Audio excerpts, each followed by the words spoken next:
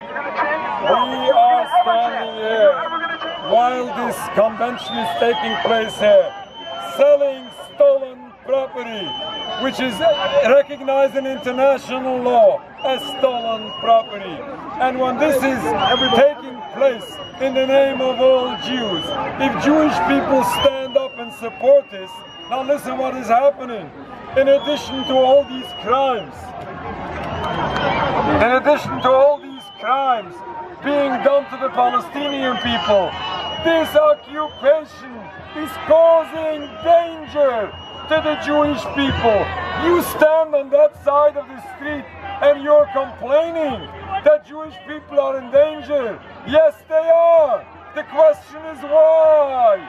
You are raising the Israeli flag, and by doing so, you are endangering all Jews.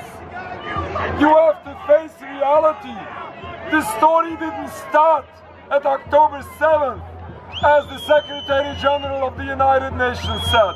Unfortunately, we are witnessing an occupation going on over 7 decades, which is causing death and destruction to Palestine and to Jewish people. You should open your minds. If you are concerned for humanity, then you are righteous. If you are concerned for the Jewish people, you have a good point. But you should dissolve the hatred. You should help the situation. You should stop hatred. You should stop conflict. And by continuing these crimes, you are not helping anything. You are fueling conflict. You are fueling bloodshed. You are fueling a disaster to all. Wake up! It's about time. It's about time for Jewish people to wake up. It's about time for the world to wake up. This genocide going on for 5 months is unacceptable. Masses, tens of thousands of innocent men, women and children are being mass murdered, and at the same time so much hatred is being directed towards Jews throughout the world. We are standing as Jewish people, representing masses of Jewish people in Canada, in the United States, in Europe, and in occupied Palestine. We are embarrassed by what is being done in our name, and we stand up and we say no. All of this has to stop. The state of Israel does not represent world Jewry, and the crimes of Israel is not condoned in the Jewish religion. This is an embarrassment to our people and a desecration of God's name. If we truly want to see a better future, then we have to study and understand what is the root cause to what we are seeing. The cause to the conflict is not the difference of religions. We had differences of religions for the longest time, and we lived in peace in other Muslim countries and in Palestine.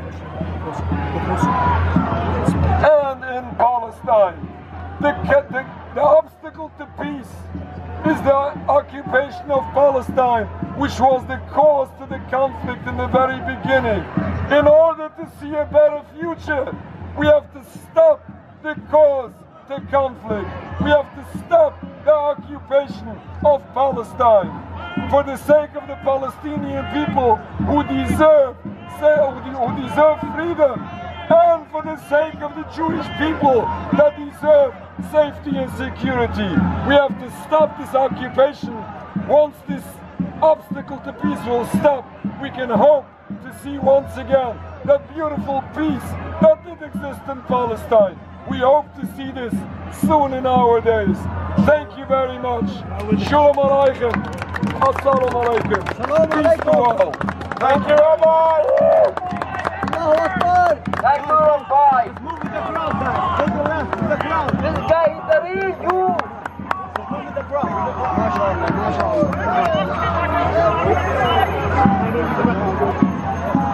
Come, Sammy. Let's move with the crowd. Yo, your brother. that was Rabbi Dovid Feldman speaking outside a Israel real estate event.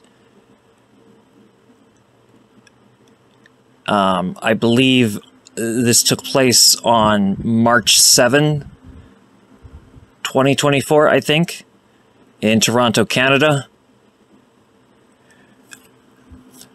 The protest is towards the protest is the protest is towards a bluntly open pro-settler campaign, to build real estate on the stolen land of the Palestinians.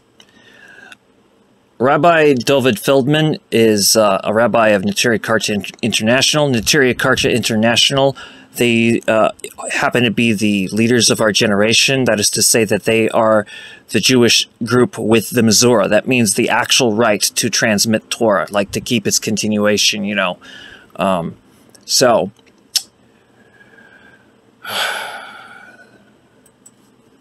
with that stated, I would like to give a disclaimer before I go into the next bits of this video.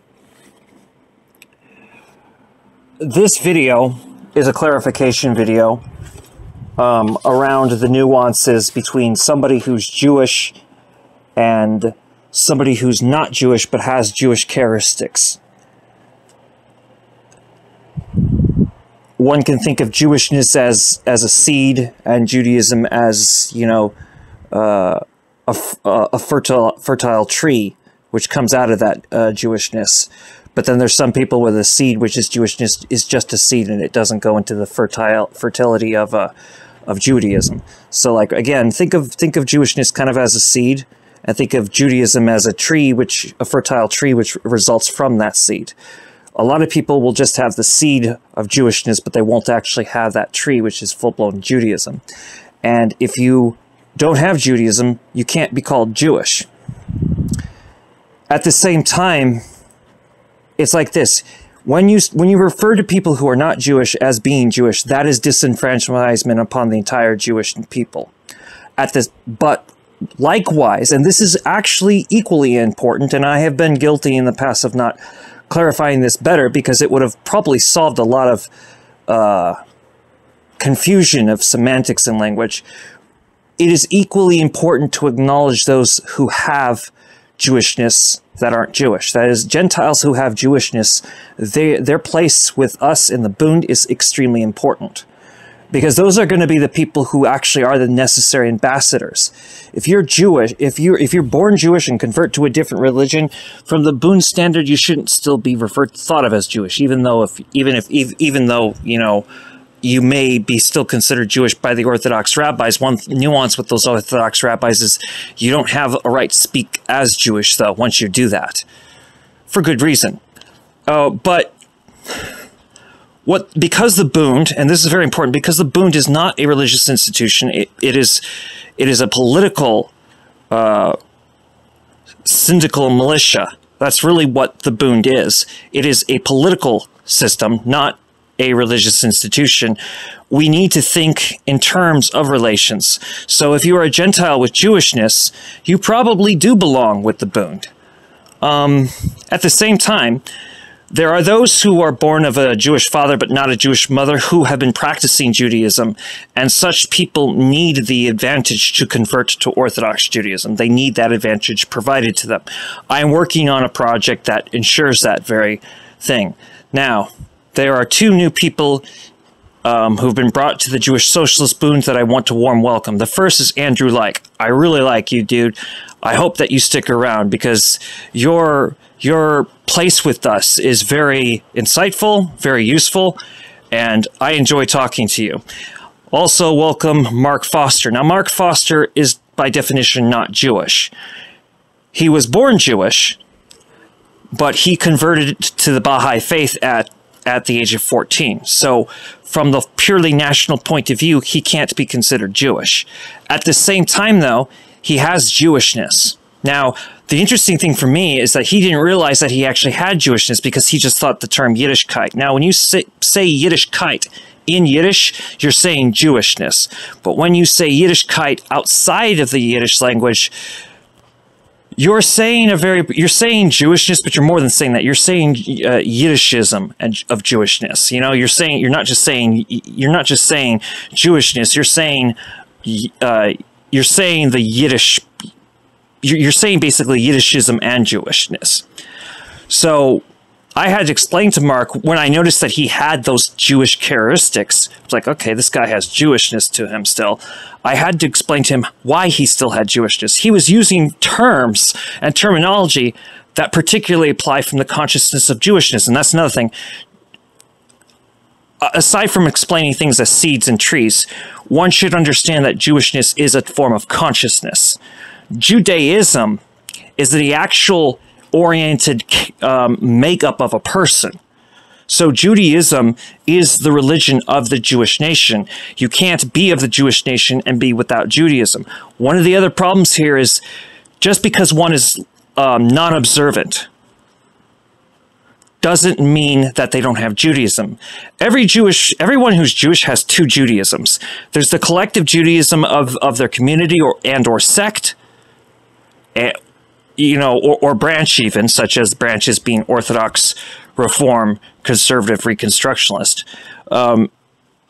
There's the collective Judaism, but then there's individual Judaism.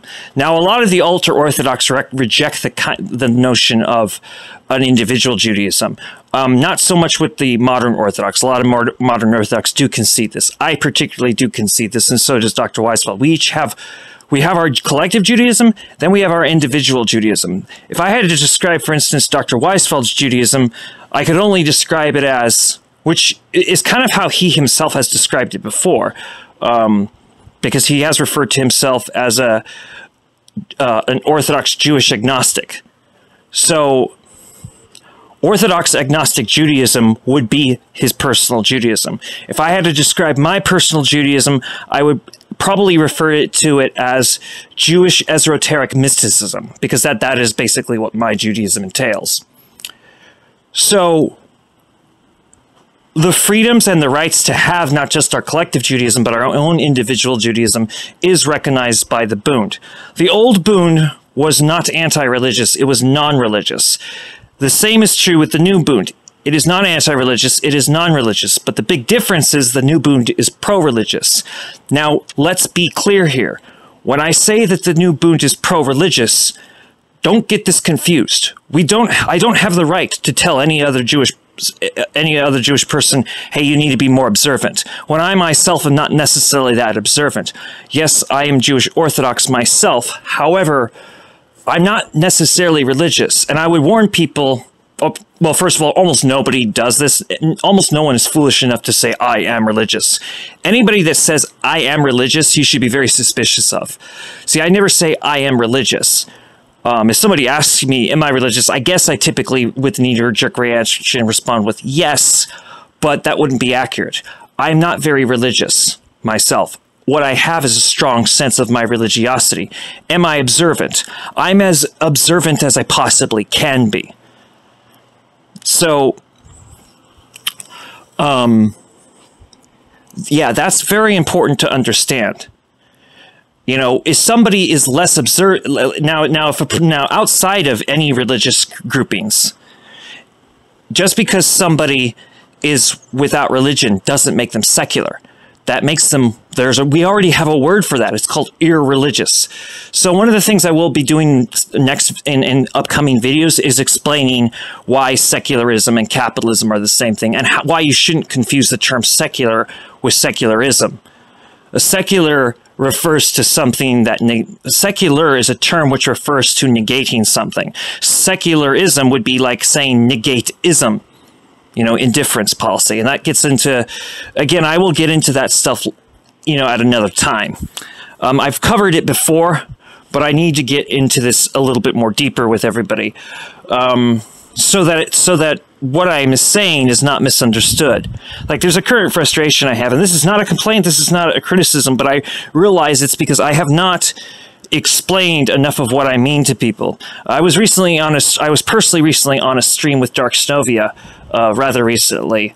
We were both trying to promote a playlist because Dr. Weisfeld is continuing the visual because he unjustly has been booted out of a community center, despite the fact that he's a second-generation Holocaust survivor.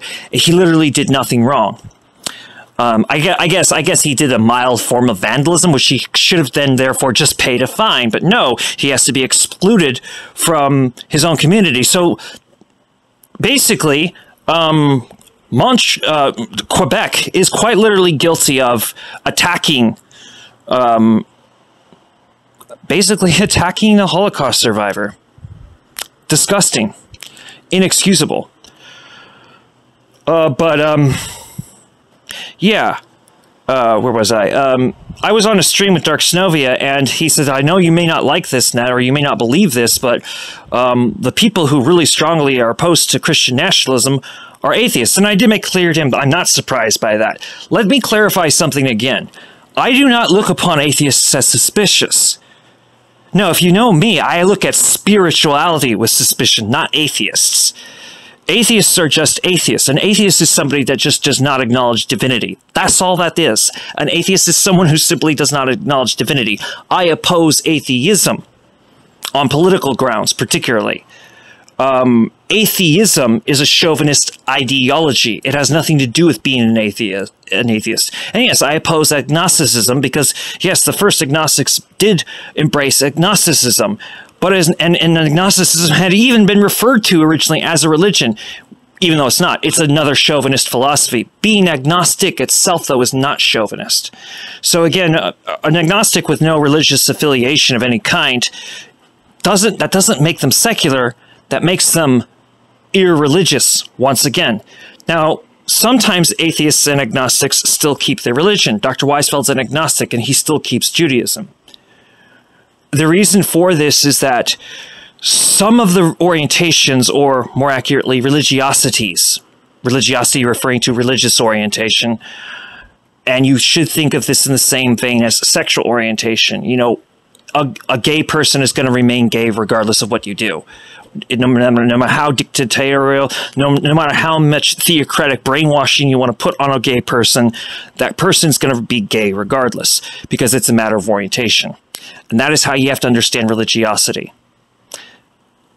And this is one of the reasons why a lot of Bundists, why a lot of us do tend to part ways with the communists. It's not because we're opposed to the end game of communism per se. It's because communists do not universally combat cultural genocide. A great deal of communists, to this day, do not see cultural genocide as even a real thing. And that is a problem. If you stand with anti-religion, you stand with cultural genocide. And I re-looked, by the way, at the Dark Matter channel. It is not. It is in fact bigoted. So I disagree with you there, Dark Snowy. Now, I'm not trying to blast anybody here. I just noticed that people keep getting the wrong idea about what I'm saying. So let me establish this for everybody's ears. I am a facilitator of information. I do make contributions myself individually, but almost everything I present to people does not in any way originate from me. I am a facilitator of such information, and unfortunately, 60% of the information that I provide makes friends and enemies alike uncomfortable. Sorry about that. And I do mean that. I am sorry, because I'm not trying to hurt anybody here. It's just that, you know, like, the truth must prevail. And when I facilitate such information, I don't take kindly to, you know, being treated as an egoist when quite the contrary is going on. Now, I'm not claiming I don't have an ego or I have not been guilty of hubris and vanity. I have, but that's a different subject for a different time. This video, which you are about to watch, features the Jewish Bund in Germany. I would like to say that this channel does not speak for the Jewish Bund in Germany, but this channel most definitely endorses the Jewish Bund in Germany. The totality of the Jewish Socialist Bund 100% acknowledges the Jewish Bund in Germany as an independent chapter. Also, the Vanguard system of Jewish Bundists, which is what the Bundist movement ultimately is it's a Vanguard concept. More precisely, the Vanguard circle, but Vanguard being those guardians of the facts here. If you are in the Vanguard, what that really means is that you basically are protecting the credibility of, an ideology, philosophy, methodology, etc., etc., etc. So the vanguard of Bundists is the Bundist movement. It's a vanguard term. But when we speak of what vanguards we don't have vanguard parties, we have vanguard circles. And there's variations on vanguard circles, and I would like to cover that in an upcoming video. Currently, the current Vanguard circle kind of is probably the best one there could be, because I would say that what we have currently is an organic Vanguard circle. One that I really, really hope that Abraham Schultz will be joining. But a warm welcome to both Andrew Leik and Mark Foster. I've been a bit sick lately, so I have not been, around as much, and this video has been taking forever to make due to the fact that I'm sick, and then when I'm feeling a little bit better, I hang out with my children, and then I overexert myself and I get sick again. I'm getting a little bit better, but like I've had an on and off flu problem right now. It's been on and off. But there's a video that, like I said, from Al Jazeera, particularly from the Witness documentary, which is a particular series from Al Jazeera English. The name of this video is actually called "What It's Like to Live in Germany as a Pro-Palestinian." This came out on December 14th, 2023.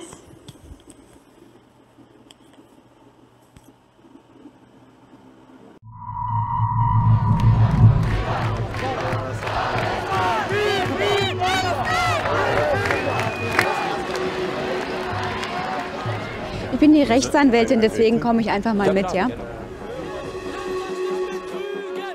We saw the attempts to criminalize Palestinian rights, their demands, and their form of protest. We saw the media campaign orchestrated against Palestinian voices, pro-Palestinian voices. We saw people being deported based on their political stance on Palestine. I think what we are seeing now after the 7th of October on the streets of Germany and Berlin in particular is an escalation of what we have been seeing before.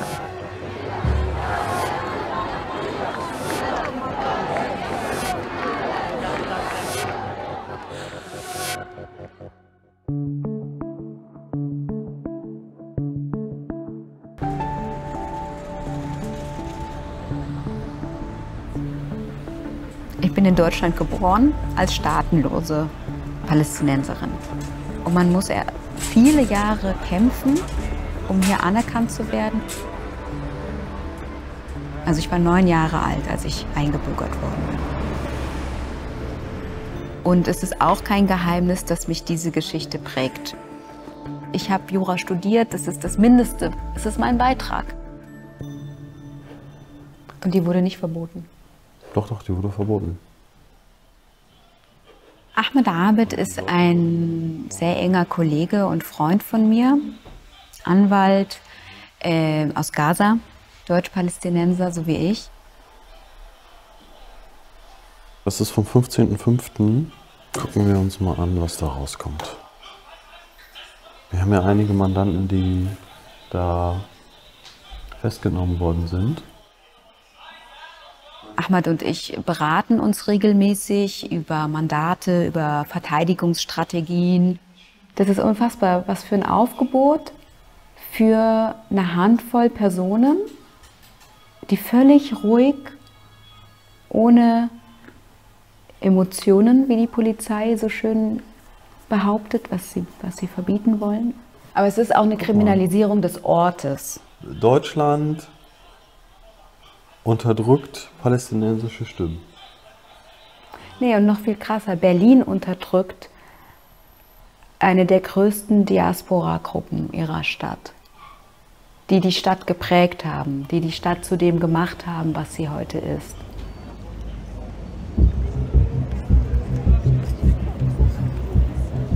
Ich würde so gern wissen, was die Anweisung war an die Polizei. Das ist echt eine gute Frage. Und wer ihnen erklärt hat, was verboten ist und was nicht. Völlig friedliche Demonstranten oder völlig friedliche Passanten werden hier festgenommen. Ja, trotzdem. Das ist auch sehr typisch. Ja? Die Polizei will natürlich jegliches Filmen und Dokumentieren verhindern.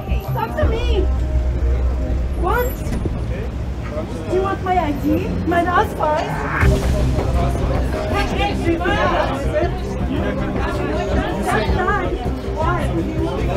Why? I'm a student. I'm a student. I carry gun and I'm a terrorist.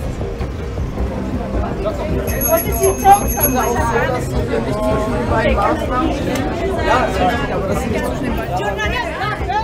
Abstand. Ihre Ausweis bitte. Ihre Ausweis bitte. Ihre Dienstausweis bitte. Wo ist Ihre Nummer? Mein Herr.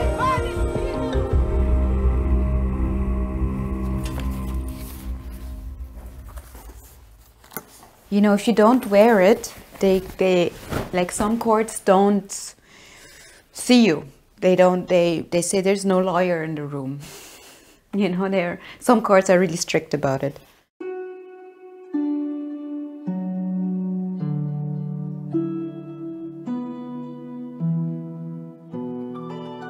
This is my aunt, Khalti Fatme.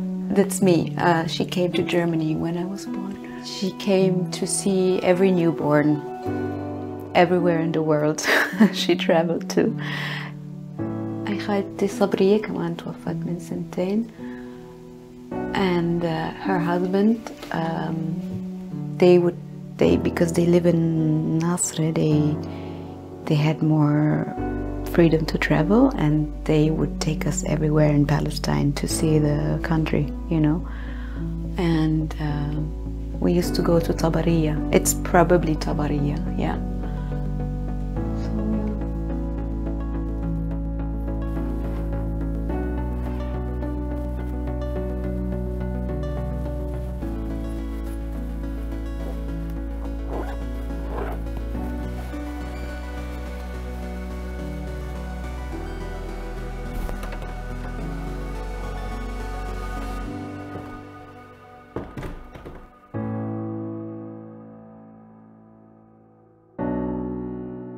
In May 21, there were a couple of demonstrations to show solidarity with Sheikh Jarrah and the Gaza Strip.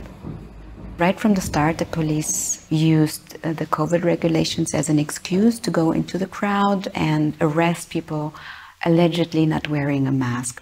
They did really brutal arrests. One of those people arrested is my client, who was beaten and arrested for allegedly attacking a policeman. He's a young Palestinian man from Syria. He is about to lose his residency because of all of this. Usually trials in absentia are unlawful, but there's one exception that the defendant gave me a special power of attorney. And so today we're going to do this without him. And this is only possible because it's the appeal. أهلا مرحبا، كيف الحال؟ اسمع، مستعجلة، أخبار كويسة. رح يسكروا القضية بدون ما ياخدوا قرار، وأنت تعتبر مش يعني ما انحكمت، يعني كأنه ما صار، بس ما في حكم اللي بسموه بالألماني فرايشبروخ، بس ما بيتسجل بأي مكان، يعني ما راح يضر إقامتك، وكمان ما راح تدفع غرامة ولا إشي. ممتاز، موافق؟ ماشي الحال، معناته هيك هلا رح احكي للقاضي ورح تتسكر القضية. تمام؟ يا الحمد لله، الحمد لله. يلا يا بحكيك بعدين. يلا مع السلامة، باي باي. هلا باي. Alright, let's give them a sign. So we take the dropping the case. يلا.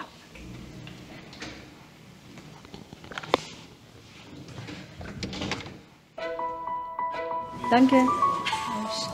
Oh, and very good. This is a very good decision, and also it means, I mean, they don't believe the cops, you know. They understand that their entire action was totally inappropriate and was just brutal, and there was no like reason or legitimation whatsoever.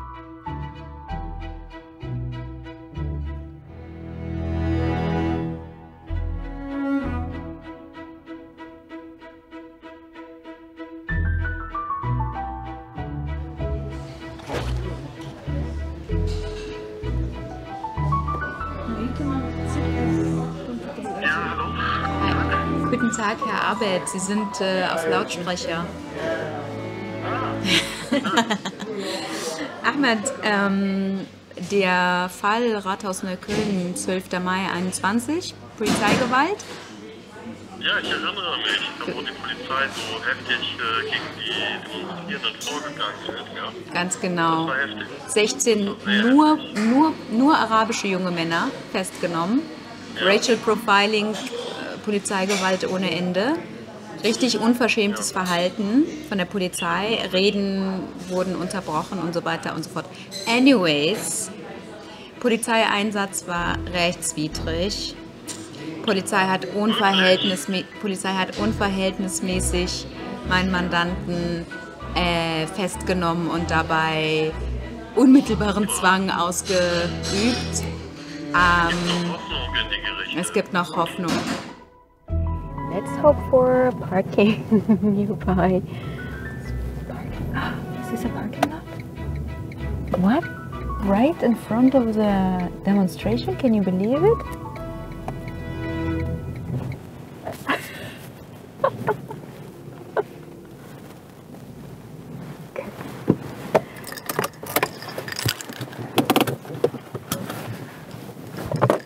We're trying to bring about change on a case-by-case situation, but it's not easy because even if we win single cases, it doesn't tackle the entire situation of repression of Palestinian voices or pro-Palestinian voices in Germany. What I'm aiming at is to discuss and to push for change on the political level, also in the judiciary. Thank you all for being here. Mein Name ist Ramsey. 1948 wurden über 750.000 palästinensische Menschen vertrieben auf der Grundlage ihrer Ethnie und im Zuge der Schaffung des Staates Israels. Über 500 Dörfer und Städte wurden vernichtet, mehrere Tausende an Toten. Und dafür stehen wir hier, und wir stehen auch hier, um klar zu sagen, wir lassen uns den 75. Jahrestag der Nakba dieses Jahr im Mai ebenfalls nicht nehmen. Dankeschön.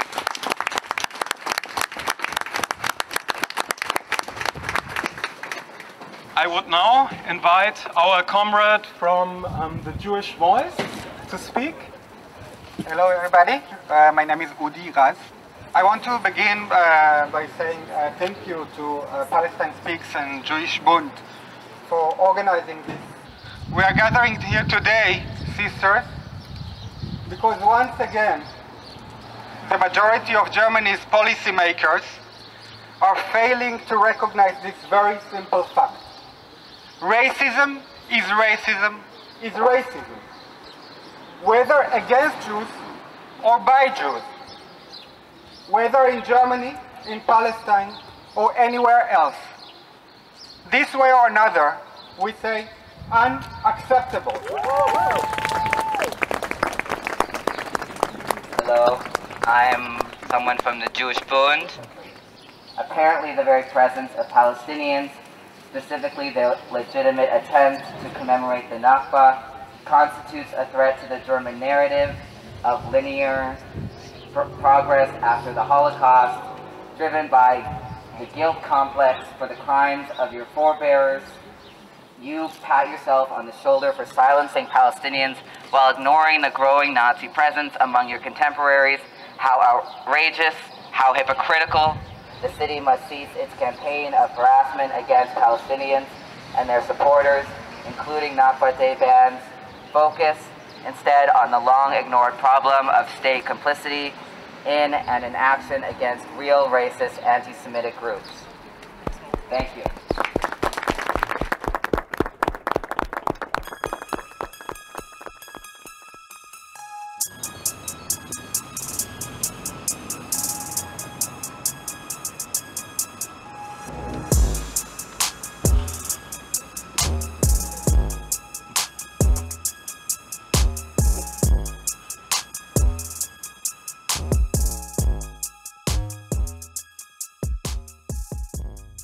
Hallo an alle, schön, dass ihr da seid und dieses Angebot wahrnehmt. Wie ihr mitbekommen habt, es war ein ziemliches Hin und Her mit, kann unsere Demo stattfinden oder wird sie verboten. Deswegen haben wir auf jeden Fall einige Fragen heute.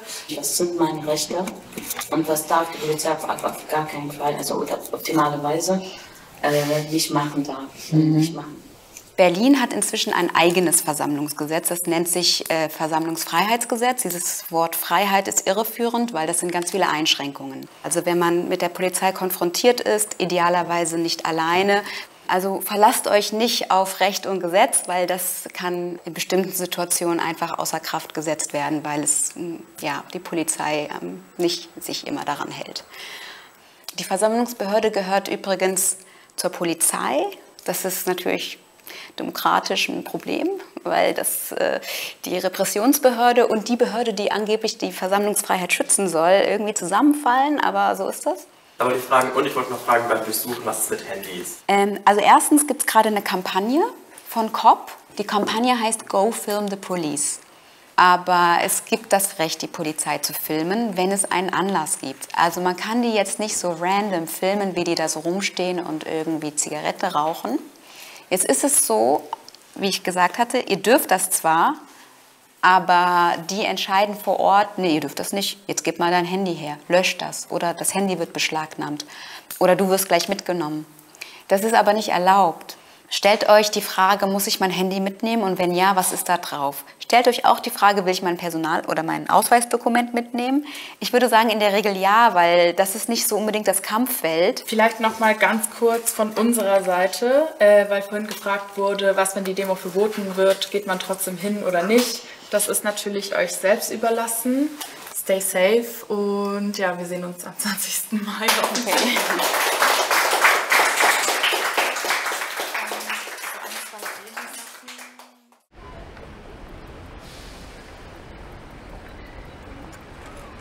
Obwohl die Versammlungsbehörden wussten, dass diese Demonstration stattfinden soll, schon länger, haben sie abgewartet bis kurz vor knapp. Hi Ahmad, ich bin's Nadia.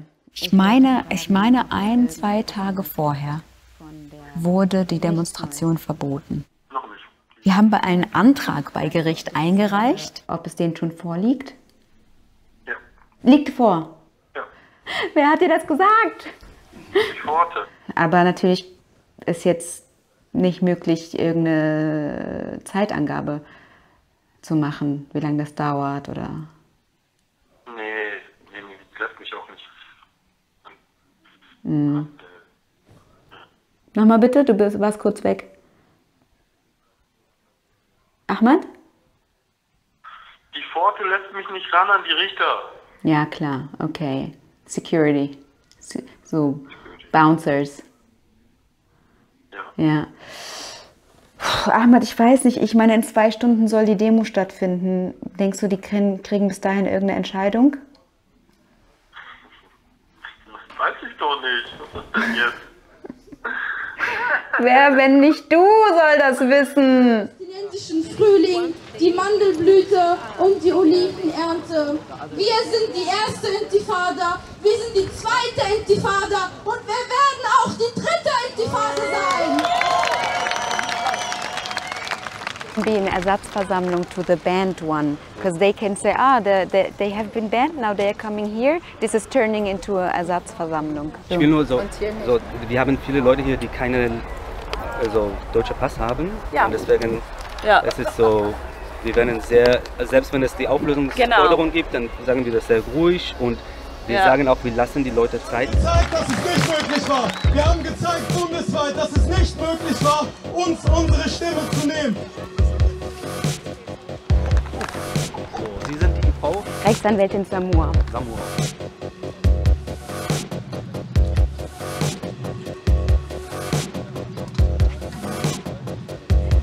هو امبارح اجوا لعندي على البيت. والله؟ جاي يخبرني انه منعت المظاهرة الساعة 5. قلت له لا تحكي معي، معك ورقة؟ قال لي لا. جيت سكرت الباب، حط اجره على الباب. جيت مسكت الباب ورفضته هيك. ما شالوا اجرهم، ضلوا حاطين اجرهم وانا عم بقول له ما بحكي الماني وهو ضلوا يحكي معي. هاي بيجوز نفس الشيء تحذير. بالضبط.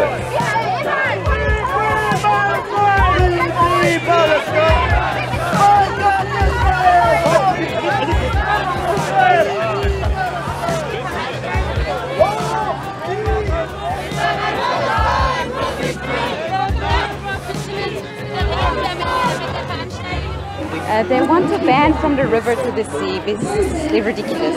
This is a ridiculous threat and a form of intimidation. And I explain to them legally what the is going on, and they just say, "But we have the power."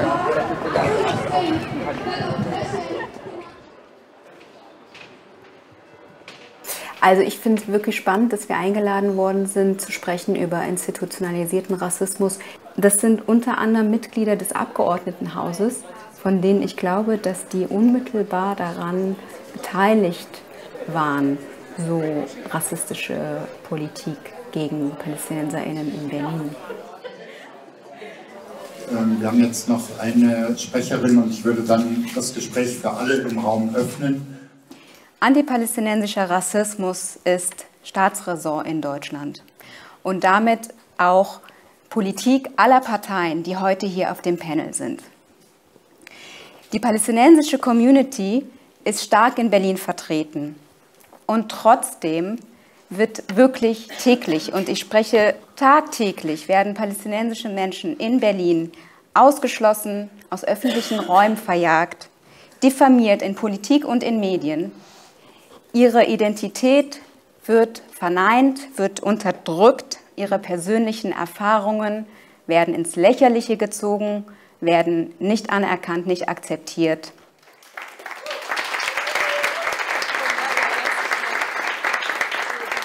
There was supposed to be a debate and it didn't happen. There is this contradiction and I want them to face the contradiction. You know, everybody wants to fight against racism. But you can't have the cake and then eat it too. Then do something about it and then also acknowledge that there's anti-Palestinian racism. You know, you can't like pick and choose. You cannot do that. And if everybody is against racism because everybody wants to be a good person, then there are some consequences.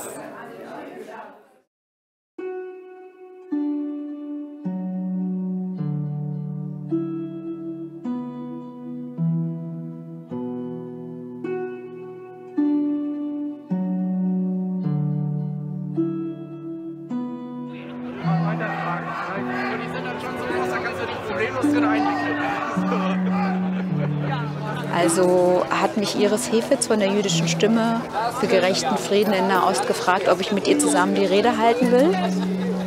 Das fanden wir eine gute Idee, auch wenn wir hier eine Crowd haben, die eher so konservativ links eingestellt ist.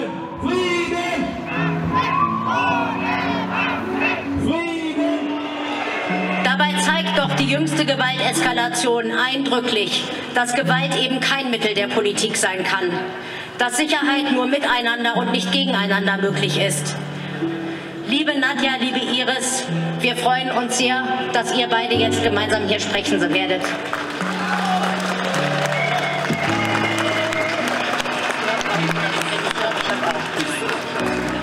Vor 21 Jahren habe ich meine Familie aus Israel zur Auswanderung nach Berlin gezwungen. Sie waren damit unglücklich. Ich sah aber keine Zukunft in einer zunehmend militaristischen Gesellschaft. Kurz darauf war ich auf der Straße mit Hunderttausenden aller Couleur in Berlin, die gegen den Krieg im Irak demonstrierten. Ich dachte wirklich, dass ich mitten in einem Traum gelandet bin. Das war Deutschland 2003, in dem Nationalismus, Militarismus und Krieg noch umstritten waren. 20 Jahre später werden Menschen, die zum Waffenstillstand aufrufen, als Putin-Versteher und Hamas-Unterstützer denunziert. Das macht Angst. Während wir hier stehen, wurden mehr als 14.800 Menschen ermordet, die Hälfte von ihnen Kinder. Mehr als 6.800 Menschen liegen noch immer unter den Trümmern zerstörter Wohnhäuser und Schulen. 1,7 Millionen Menschen sind auf der Flucht, aber die bedingungslose Solidarität mit Kriegsverbrechen und Genozid hat in Deutschland nicht erst seit Oktober die Politik bestimmt. Alle Palästina-Demonstrationen pauschal verboten worden. Es waren die täglichen, unbeugsamen Versammlungen auf der Sonnenallee und in anderen Teilen der Stadt, die es letztlich schafften, die Demonstrationsverbote zu durchbrechen. Es war die Solidarität Zehntausender BerlinerInnen und InternationalistInnen, die das Existenzrecht von PalästinenserInnen erkämpft haben. Auch heute hier auf dieser Demonstration ist es wichtig, Solidarität mit dem palästinensischen Volk laut und deutlich einzufordern. Und warum? Weil es eine gerechte Sache ist, ein edles Ideal, ein moralisches Streben nach Gleichheit und Menschenrechte. Hoch die internationale Solidarität, Freiheit für Palästina. Vielen Dank.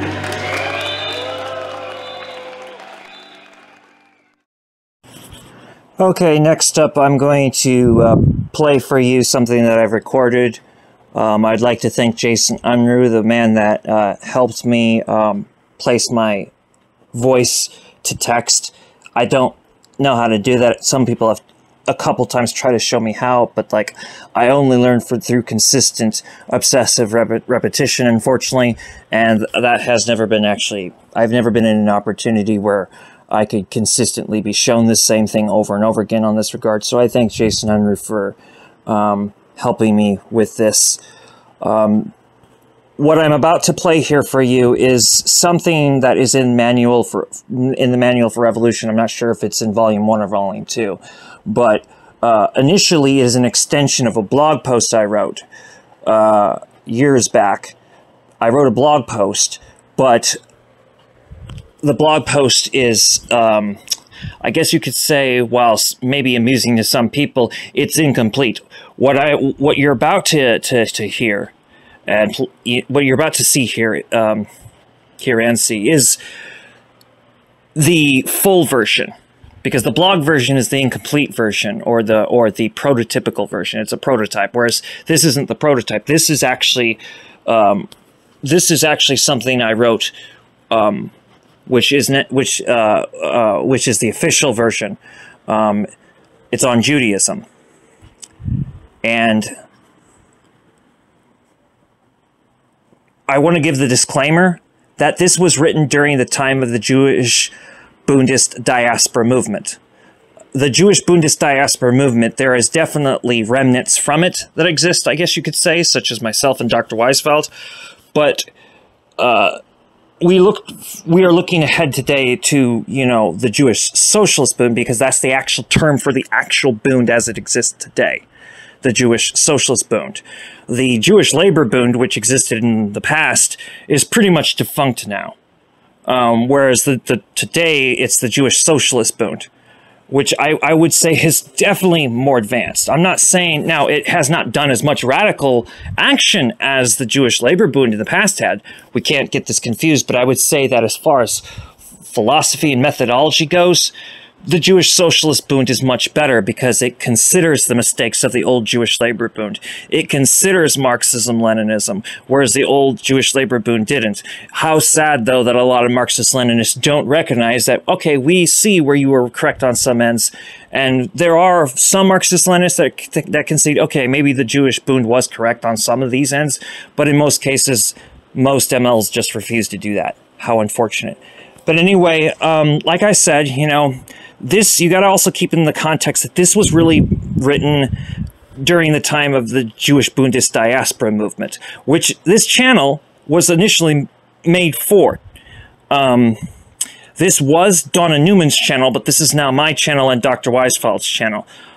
I was always the primary speaker to this channel, although the deal really was Donna was going to be with me doing this, and you will hear her voice in some of the videos, but most of the time she just basically rested everything on me, which really took a toll on me several times. But, and you know, there'll be a little bit more to explain about that as time goes by, but again, so remember, you know, while I very much would say that what I've written here would still stand up, there are some things to keep in mind that this was written particularly when the Jewish Bundist diaspora movement was running. I hope you enjoy. I hope you take notes, because this is essential in moving forward with things. I wrote it for a reason. Jewish customs are customs of human rights and social justice. Judaism is the Torah culture and the religious covenant of Moses. That is to say, Judaism is the intellectual culture of Torah ethics and the covenant-oriented religiosity of Moses, our teacher. Judaism is a cultural religion. Judaism is not a philosophy. There are many competing Jewish philosophies. Judaism is not Zionism. Zionism is anti-Judaism. The Jewish culture is the Jewish scriptures, the Babylonian Talmud, the Jerusalem Talmud, and the Kabbalah texts. This is the Torah culture. The Jewish religion is the 613 mitzvot. This is the religious covenant. Judaism is the only authority on who is Jewish and who is not. Judaism encompasses Jewishness, not the other way around. Any and all atheists and agnostics redefining of who is Jewish can best be called cultural appropriation. Such an insidious violation is undeserving of respect. Judaism is not monotheism. Judaism is panentheism. The rituals of Judaism are most closely related to the rituals of Islam. However, much of what Islam teaches theologically is at odds with Judaism. The notions of who or what is God are mostly related to what is professed within Sikhism. Just like Judaism, Sikhism is a panentheist religion, which has been colonized into believing that these are monotheist religions. Judaism and Sikhism have several disagreements with each other in regards to customs and ritual. Judaism is rooted in Jewishness, and yet Judaism encompasses Jewishness. Human rights are always trampled underfoot by those who would deem themselves monarchs and oligarchs over the rest of humanity. A true queen is a mother teaching to a world the virtues that will never be destroyed. A true king is a scholar leading a population to glory of mutual benefit.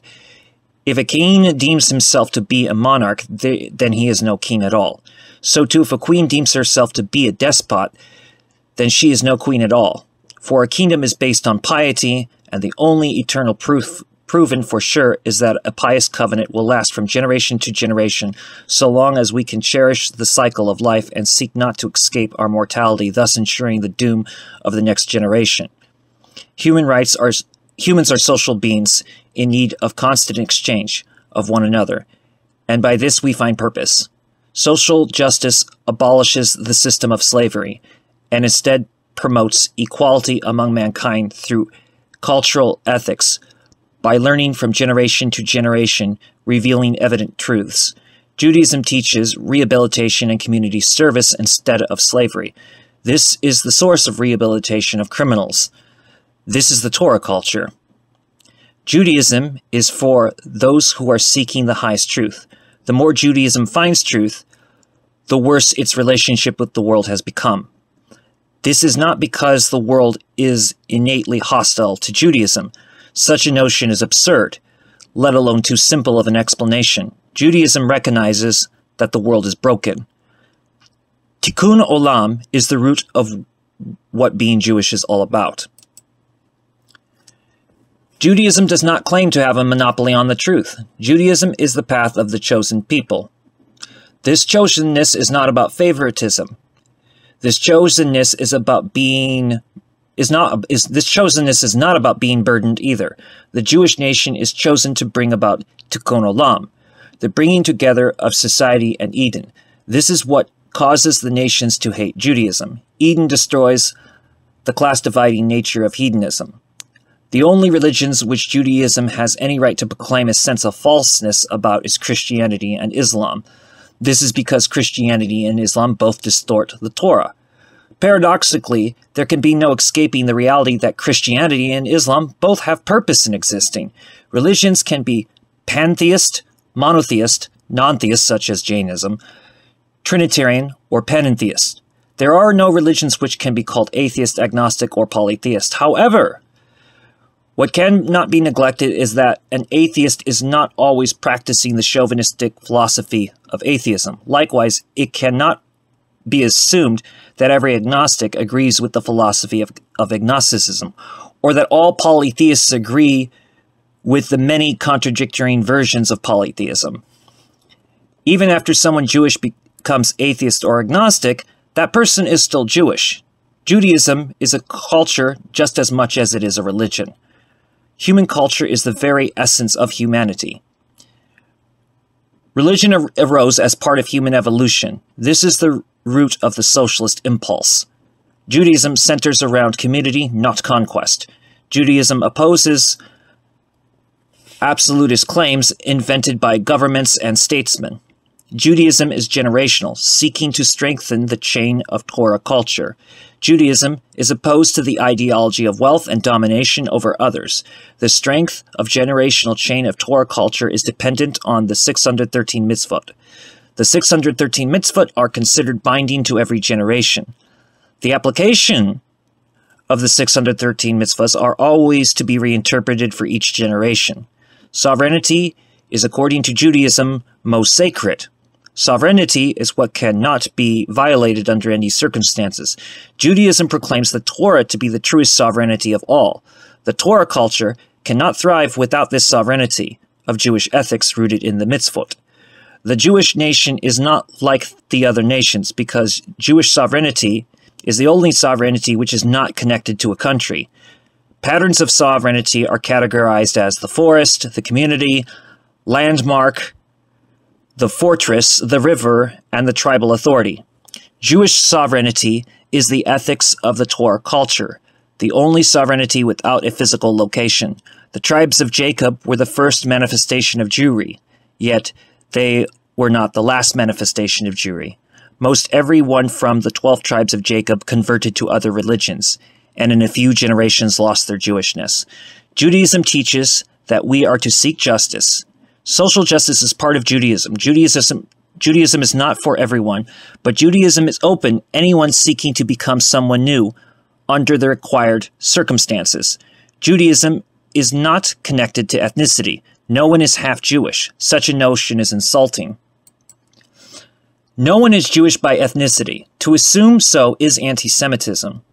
Judaism has a tribal past, but Judaism is not a tribal religion. Christianity puts faith before action. Islam attempts to equalize faith and action. While it must be stressed that Judaism does not negate faith, action over faith is central to Judaism. Judaism is not pacifism. Judaism is not nonviolence. Judaism is not aggressive. Judaism is about justice, truth, and peace. Judaism does not teach a doctrine about seeking violence, but Judaism cannot always evade such violence. Christianity teaches that a man from Nazareth who claimed to fulfill the Torah by negating the Torah in spite of this contradiction, the savior of all mankind. Islam claims a monopoly on the truth, that other systems of religiosity may have some truth, yet never the full truth. Judaism considers the Torah to be completely correct because the Torah makes it evident that no religiosity can hold a monopoly on the truth. Judaism is not the enemy of Christianity or Islam, because we already know that there are those who become better because of the Gospels and the Quran. Judaism desires peace with both Christianity and Islam. Zionism does not care about Judaism. To the Zionists, Judaism is something to hide behind, something to hold hostage in order to avoid the judgment of the nations, including the judgment of the Jewish nation. Those looking for the Torah culture of covenantal religiosity are those who become Jewish in the Beit Din. The Holy Land has never been the sovereignty of Judaism. The Jewish nation was merely the custodian of the Holy Land in days gone by. That time is over. Zionism is the spirituality of Simon Bar Kokhba, the great heretic and failed Messiah. The Zionist State, falsely bearing the name of Israel, is Amalek. The Jewish nation is a people nation, not a nation state. The Jewish nation is a diaspora nation. Israel is the name of the Jewish nation, which is bestowed the responsibility of maintaining the Torah culture of books and the covenantal religiosity of exile and redemption. The books maintain the Jewish nation in the Torah, which transcends borders. The mitzvahs dictate that foreigners residing among the Jewish nation must be treated as our own. We are to love them as we are to love ourselves. Human rights are determined by the codification of mitzvahs. The Jewish people, whether by myth, history, or both, are bound by an ancient orientation founded by a word on Mount Sinai. This word is covenant. From this we remember the purpose of humanity is to love one another, seek peace and pursue it. For in this, Jewry is a light unto the nations. For Judaism is built upon the piety of these mitzvahs that forbid assault without provocation, and by this we know the covenant-oriented religiosity of Moses our teacher.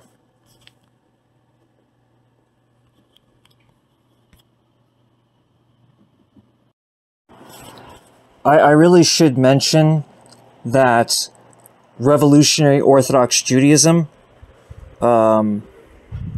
encompasses other forms of Orthodox Judaism, including forms of Orthodox Judaism that may not recognize itself. So, for instance, ultra-Orthodox Judaism as well as modern Orthodox Judaism, it would be highly unlikely that these forms of that these two versions of Orthodox Judaism would recognize Revolutionary Orthodox Judaism. But make no mistake, Revolutionary Orthodox Judaism does recognize both ultra-Orthodox Judaism as well as modern Orthodox Judaism. It also acknowledges traditional Judaism and open Orthodox Judaism, and it particularly gives credence to the Jewish queer conservadox movements as well as the open Orthodox pan-Abrahamic Jewish movements. It's also very important to know that Bundism and Revolutionary Orthodox Judaism are not the same thing, although I would argue that they are compatible. During the time of the Jewish Bundist diaspora movement, neither Revolutionary Orthodox Judaism or Revolutionary Judaism came to mind. I think it's also important to note that traditional Judaism used to be referred to as conservadox Judaism. But make no mistake, conservadox and or traditional Judaism is a form of Orthodox Judaism itself. Thus, it is recognized by Revolutionary Orthodox Judaism. And again, let us not confuse the two. Bundism is not Revolutionary Orthodox Judaism, and Revolutionary Orthodox Judaism is not Bundism. However, the two are very compatible. And one more time, just let me say again, the Bund is not a religious institution. I do have to emphasize that because a lot of people just don't get it. Civil rights for the Jewish people is a political matter, and this is something that the Bund concerns itself with. And of course, the Bund also concerns itself with the human rights of the Palestinians, the civil rights of Palestinians. And there is no need for me to go into the why. We already know why. Anyway, you know, I just feel like I just felt I need to say that.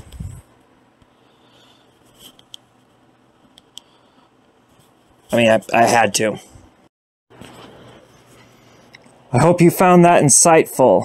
This next one is on Jewishness. Just as before, this was originally a blog post, but that blog post was more of a prototype, whereas this, what I wrote, is a lot. Which I later wrote is far more detailed.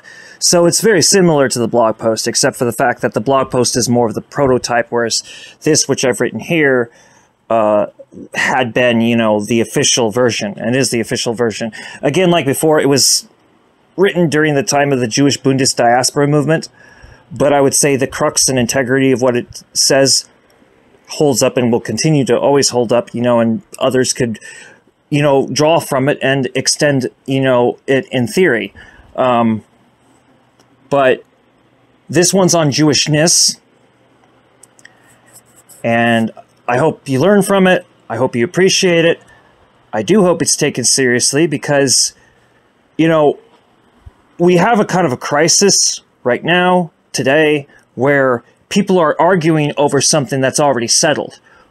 You know, and this is not necessarily new. While these are definitely my words, and you can see that my strain of thought is throughout this, what I've proclaimed here is nothing new. And yes, I do make my own contributions, you know, that are completely mine. But even when making contributions, I'm literally just facilitating other stuff that I already know. I never wanted to be in politics. I should make that clear to people. I never wanted to be. I've done it out of what I would say is necessity. I understand politics. I understand that if you don't get political, politics is going to infringe upon you. But anyway, I hope you enjoy this. I hope you get something out of this. I hope that you will take it seriously enough to, you know, think before you say certain things. And I'd like to just once again, you know, say to both Andrew Like and to Mark Foster, welcome. And again, I really do hope we could get Abraham Schultz, you know, involved. Like he should be, you know, involved. You know, that we need Abraham Schultz. He's been around for a while. I have only ever been in contact with him through Facebook. I've never talked to him on the phone. I've never video chatted with him. It'd be nice to do so. Anyway, this one's on Jewishness. Jewishness is the description of what makes someone Jewish. To go further into the context of Jewishness, the first question should be asked, and that question is, what does it mean to be Jewish? The first point to be made is that Jewish is not a homophone. Jewish is not whatever you wish it to be. There are those who are correct in their context of who is Jewish, and there are those who are incorrect in their context of who is Jewish. No one is Jewish without Judaism, although there are non-observant Jewish people. Non-observant Jewry do not negate themselves away from Judaism. There are only two official ways of achieving Jewishness. The first and more common is being raised by a Jewish mother since birth, being brought up with Jewish ideals, Jewish tradition, Jewish logic. The second and more difficult is conversion through Orthodox Judaism, and usually this means the ultra-Orthodox, but not always in the context of the Ashkenazi. The Bundists do not seek to make the entire Jewish people religious. Rather, Bundists would remind the Jewish people that non-Orthodox definitions of Jewishness are reactionary tendencies of a confused nature. This widespread confusion being dangerous. The Jewish people are clearly one of the most non-observant peoples in the world, yet this does not allow for Zionism, Occidental secularism, capitalism, or Americanism to be anything Jewish. The Jewish Bundist diaspora movement only accepts converts from Orthodox Judaism, usually from the ultra-Orthodox strain, Yet, that may depend on the situation, as in some cases, converts from the modern Orthodox strand can be recognized as authentic. There is nothing sectarian in the context of Jewishness. Ethnic backgrounds are not tied to Jewishness. Ethnic backgrounds are not tied to Jewishness. Anyone can convert to Judaism if this is pursued well enough and with reason. The Jewish Bundist diaspora movement respects Jewish law, and so typically our political activities are not held on Shabbos nor on high holidays. Of course, there are exceptions to this rule. Jewishness is learned from the upbringing achieved by Jewish mothers or by acquiring education through Jewish Orthodox conversion. Nowhere else can Jewishness be instituted. As for the matters of conservative Judaism, Reconstructionist Judaism, and Reform Judaism, the Bundists view these as less observant manifestations of Judaism. The Bundists have 3 requirements for offshoot Judaism. The first requirement is to be more respectful to Orthodox Jewish leadership. The second requirement is outright rejection of Zionism. The third is that the members of these offshoot versions of Judaism be re-educated to gain an awareness of the correct context and more accurate definition of what constitutes our Jewish nation. Reform Judaism is to be respected by the Bundists. And many Bundists in the coming years will clearly be Jewish reform. Conservative Judaism is definitely Judaism. Jewry following this branch of Judaism are kosher. Conversion to conservative Judaism, on the other hand, is not genuine. Reconstructionist Judaism is very Jewish in measure of quality, but conversion to Reconstructionist Judaism is not anything to be acknowledged. Reform Judaism is to be respected by Bundists, and many Bundists in the coming years will be Jewish reform. However, conversion to Reform Judaism cannot be taken seriously. Actually, the idea is quite hilariously bad. Any acceptance of these false conversions is just a way of allowing assimilation to occur, which I am not alone in saying that. That has been said many, many times before by many people who observe this and taken polls. And usually what this does is this allows for like hardcore Zionism. In the past, the members of Reform Jewry rejected any claims of Jewish nationality because nationalism confuses the proper context of what a nation actually is. Taking back modern Orthodox Judaism from Zionism is the quest of the Bundists. In the past, Bundists and the ultra-Orthodox clearly did not understand one another. It is the highest desire of the Jewish Bundist diaspora movement to build bridges between Jewish Bundists and ultra-Orthodox Jewry. Anyone Jewish rejecting their traditions of Jewish ethics and customs should not have the right to claim any Jewishness. If someone is born of a Jewish mother and yet does not care about his or her own Jewishness, then that person is someone who has defected from the world Jewish community. The root level of Jewishness is a type of consciousness. While it is Jewishness which defines who is Jewish, it is possible to have Jewishness without actually being Jewish. Those claiming to be Jewish because of having a Jewish father, yet no Jewish mother, are not Jewish. But that person may have Jewishness. Jewishness is not definable by atheists, because the Torah culture requires acknowledgement of the divinity. What is often the cause of strife among Jewry is that the Holocaust is used as a weapon to invalidate this acknowledgement of the divine. Those who deny divinity, who are Jewish by default of having a Jewish mother, are the most common offenders in this regard. However, the ultra-Orthodox tend to view any involvement with politics as the reason for the Holocaust. Both of these positions are purely emotional, not rational. The cause of the Holocaust was actually that the Ashkenazim kept their heads down and were very passive, instead of combating Judophobic anti-Semitism, which is still the primary inhibitor to the universal Jewish mission of Tikkun Olam. The Ashkenazim did one of three things. They attempted assimilation, which rendered them in most cases non-Jewish. They sought to isolate themselves, as many of the ultra-Orthodox still do, hence negating Tikkun Olam. They became Zionists, which is the opposite of being Jewish. This does not mean that being Jewish has anything to do with violence. Contrary to the incorrect positions of nonviolence, the exile does not mean passive or nonviolent. A better term would be non-aggressive.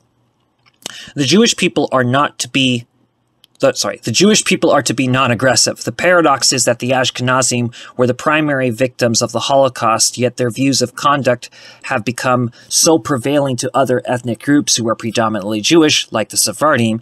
Ashkenazi theology deviates the most from Orthodox Judaism. Not Sephardi theology, not Mizrahi theology, not Afram theology.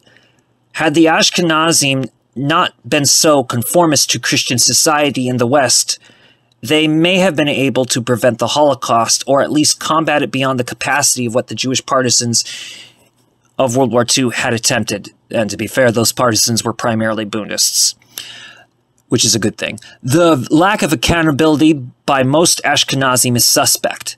Let us not dare to confuse this. No one Jewish or non-Jewish, no one Ashkenazi or non-Ashkenazi has any right to blame the Ashkenazim for the Holocaust, although many assimilated Sephardim do, much to my own shame. This brings up another problem. Most of the Sephardim are assimilated by Zionism or the Ashkenazim. It cannot be watered down that the Sephardi Zionists weaponize themselves against Ashkenazi anti-Zionists. It is indeed Jewish, so-called Jewishness of the Sephardi Zionists, which is the most suspect. Many of the Sephardim claim to be from the tribes, which aside from being irrelevant to the validity of Jewishness, is 68% of the time a pretentious lie. The proof being, the Palestinians and the Ashkenazim actually have closer DNA to themselves. And you can actually look into this. Ashkenazi DNA and Palestinian DNA are strikingly similar. There may be sometimes similarities with Sephardi DNA and Palestinian, but not by much. Not that significant. And another funny one is you go through Mizrahi DNA, and Mizrahim is more than one ethnic group, by the way, but you go to Mizrahi DNA, in a lot of these cases, they will have closer DNA to the Palestinians, but not as nearly as much as in most cases with the Ashkenazim. Sephardis, like myself, would have the least amount of similarity with Palestinian DNA.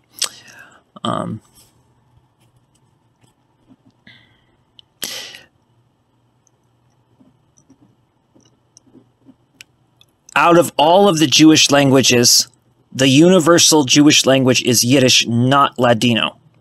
Yiddish is the Jewish language containing the most use of Aramaic. Aramaic was the universal Jewish language, not Hebrew, which has always been liturgical. Whether or not Aramaic was always used, the Jewish language can be... Whether or not Aramaic was always the Jewish language can be debated, but regardless, Hebrew was never the common Jewish language. The common Jewish language was Aramaic, and probably Canaanite Phoenician before that, probably even Sumerian before even that. Hebrew was always liturgical, and most likely oral in origin. Ladino is most likely to survive as a magical language as well as an art language. If not, it will most likely survive as a coded language. It has become very popular during the twilight of its fading from popular use. Judo-Arabic, which may be the most beautiful, is only just recently gaining new interest with world Jewry, but it is probably too late to rescue from being forgotten. Not noticed by most people in the world is that the language of Afram Jewry was Judo-Arabic. This is why, according to many young Jewry, it is criminal not to condemn Zionism as worse than Nazism. This anger among Jewish youth cannot be disregarded as insensitive to Holocaust survival. Actually, taking the contrary position is what is insensitive. The Holocaust never ended. Secularism is the root of this problem. Secularism has nothing to do with coexistence or democracy. Secularism, even within the Orient, is Occidental by its very nature. Being less observant or even non-observant is not secularism. Being irreligious is not secularism either. So if you're an irreligious atheist who has no religion, is not connected to any Jewishness, that doesn't make you secular. Or secularist, I should say, because seculars, that's another thing. Anyway.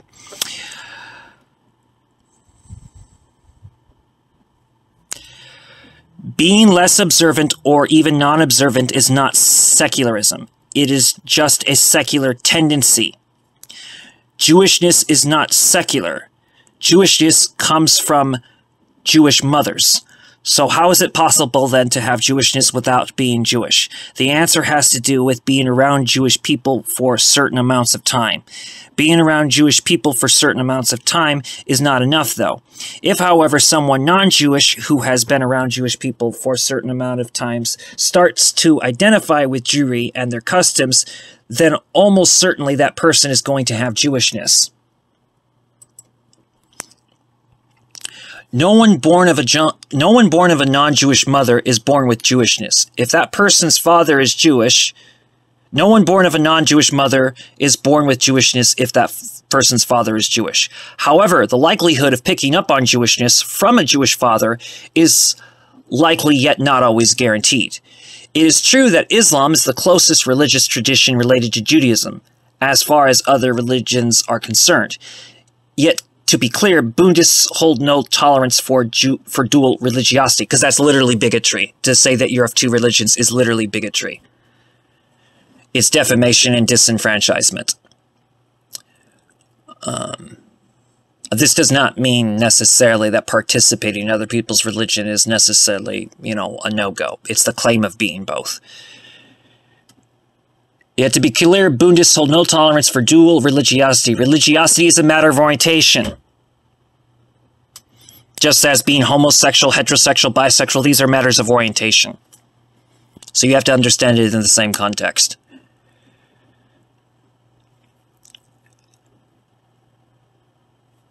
Such a tolerance was part of the failings of the old Bund. Dual religiosity is defamatory. If, however, someone has been brought up as both Jewish and Muslim, then this is a matter of self-identification and the question of who is the person's mother. Such persons may be encouraged to convert to Judaism, yet if such a person chooses Islam, then there should be no hostility to such a person, even though that person has chosen to not take on Jewishness. Islamic religiosity rejects its atheists and agnostics, yet someone born Jewish could be atheist or agnostic, yet still be grafted into Judaism. Clearly, atheists and agnostics are not ideal converts to Judaism, yet those atheists and agnostics that have been born of Jewish mothers tend to take their Jewishness more seriously.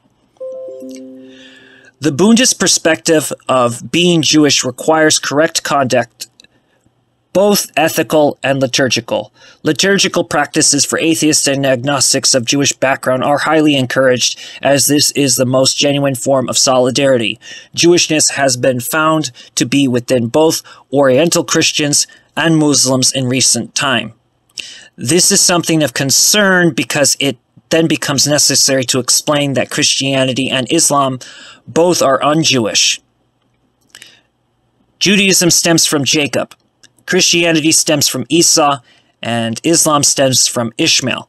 Both Christianity and Islam call Jesus the Messiah, which is just not true. It's just not true. Jesus was so not the Messiah whatsoever. He was a excommunicated Pharisee, actually, who taught a dangerous doctrine of Stockholm Syndrome. It's called the Gospel.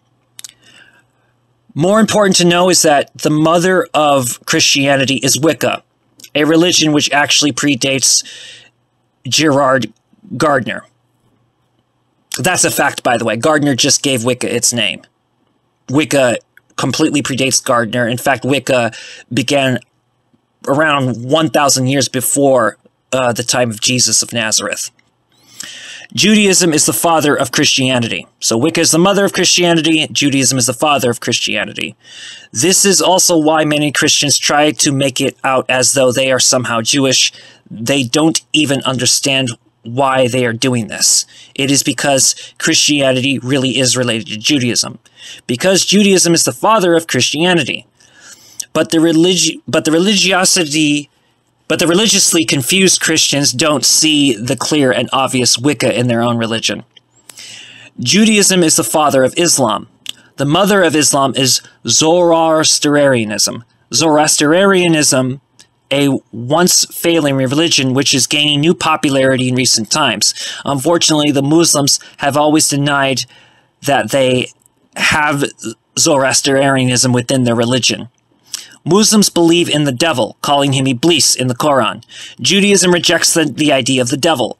Judaism does have a notion of Satan, or more accurately, the adversary, who is actually a loyal subject of Hashem. According to Judaism, Satan is the enemy of humanity, not Hashem. This opens up another problem for Christianity and Islam both equally. Christianity sees Satan as leading a revolution against Hashem. Islam sees Satan as damned for not worshipping Adam. Satan is loyal to Hashem according to Judaism. Hashem demands from all, with no rivals, to worship only him, according to Judaism. Christianity and Islam both make clear this notion of heaven and hell. Judaism keeps this very murky. Indeed, there is more evidence according to the logic of Judaism for reincarnation. Judaism, while having more in common with Islam and Christianity, has a lot of disagreements with Islam as well. Judaism, while having more in common with Islam than Christianity, has a lot of disagreements with Islam as well. Judaism and Christianity are naturally opposed to each other on theological grounds, more so even than other religions with sharp differences. The Quran plays with many words of neutrality concerning both Judaism and Christianity, which is one of the Quran's greatest defenses. The Quran sometimes makes false accusations against Judaism, such as the idea that Jewry considered Ezra to have been the Messiah. That never happened, ever. Never in history was that ever a thing. That is literally a fabrication. Christianity teaches that Judaism is forsaken by God. Christianity, every sect of Christianity, considers the church to be the bearers of the new covenant, considering Judaism to have been a placeholder for the inevitable coming of Christianity. While neither Christianity or Islam reject outright the idea of reincarnation, this is what is kept murky with both religions, which is why many sects of both religions outright deny reincarnations. Another issue is that while Judaism does not exactly deny the possibility of a heaven-like dimension, Judaism keeps this very murky. In addition, looking upon the possibilities of a heaven-like dimension with great suspicion in several cases. Judaism rejects outright the notion of a hell. Judaism usually accepts a type of purgatory to exist called Gehenna. There is also the underworld, which is outright acknowledged in Judaism. There is also the underworld, which is outright acknowledged in Judaism as Sheol, the grave. But this is the place of resting, not damnation. Judaism is a cultural religion, not a race or ethnicity. Jewishness is not based upon blood as a definition. Now I'm going to bring this to something that Dr. Weisfeld recorded and uploaded on May 10th, 2023. Dr. Abraham Weisfeld talks about Jewish Muslims and Jewish Christians. I just would like to make this correction. There's no such thing as there's no such thing as a Jewish Christian, and there's no such thing as a Jewish Muslim. There are, however, Muslims with Jewishness and Christians with Jewishness. And that nuance must be understood. So, should Muslims with Jewishness be brought into the Bund? Yes. Should Christians with Jewishness be brought into the Bund? Yes. And one thing that I'll also have to say is which Christians qualify and which ones don't. I'm going to have to be real with you. I actually completely agree with him. He is not wrong to exclude the Protestants. He's not wrong to exclude the Roman Catholics. See, look, we may have a better relationship with the Roman Catholics today than we had, for centuries, but Roman Catholics are too far away from us. There may be some exceptions, but it would be very difficult for a Roman Catholic to have Jewishness. That would be almost near to impossible, given the type of mentality they have. And another thing is this. Another thing, while the other Western churches are far worse than the Roman Catholic Church, the Roman Catholic Church is the root of it is the first of the Western churches, the very first. And while a lot of Catholics are disgusted with the Crusades and the Inquisition, to this day, not enough of them are denouncing it. That does not mean we have the right to blankly just condemn all the Roman Catholics, but it does mean that we have every right to consistently put the Roman Catholics on notice. The Roman Catholics, for centuries, persecuted Jewish and Muslim. They also persecuted Eastern Orthodox Christians and Oriental Orthodox Christians, probably because the Oriental Orthodox Christians and the Eastern Orthodox Christians are just more authentic. I'm sorry, they're more authentic. The Edomite traces, for one thing, are in those churches. The Greek heritage is in those churches. I mean, the Celtic heritage is in those churches as well. The simple truth being that, the Western Church is kind of like, the Western Church is not very authentic to begin with. If you just study the Great Schism, they split over basically, language. Greek is more authentic to the Gospels than Latin. Always has been, always will be. Okay, so Greek is the first language that the Christian New Testament is written in. What's the second language it was written in? Not Latin, Aramaic. And Aramaic is appropriate because Jesus of Nazareth spoke Aramaic. So, there you go. I'm not against people using Latin Mass. I think that would be bigoted to be against people holding, Mass. And just being the mystic that I am and being the interfaith cleric that I am, I have witnessed exorcisms from differing religions and it work. And you don't have to believe that in that stuff. I do. I've seen it work.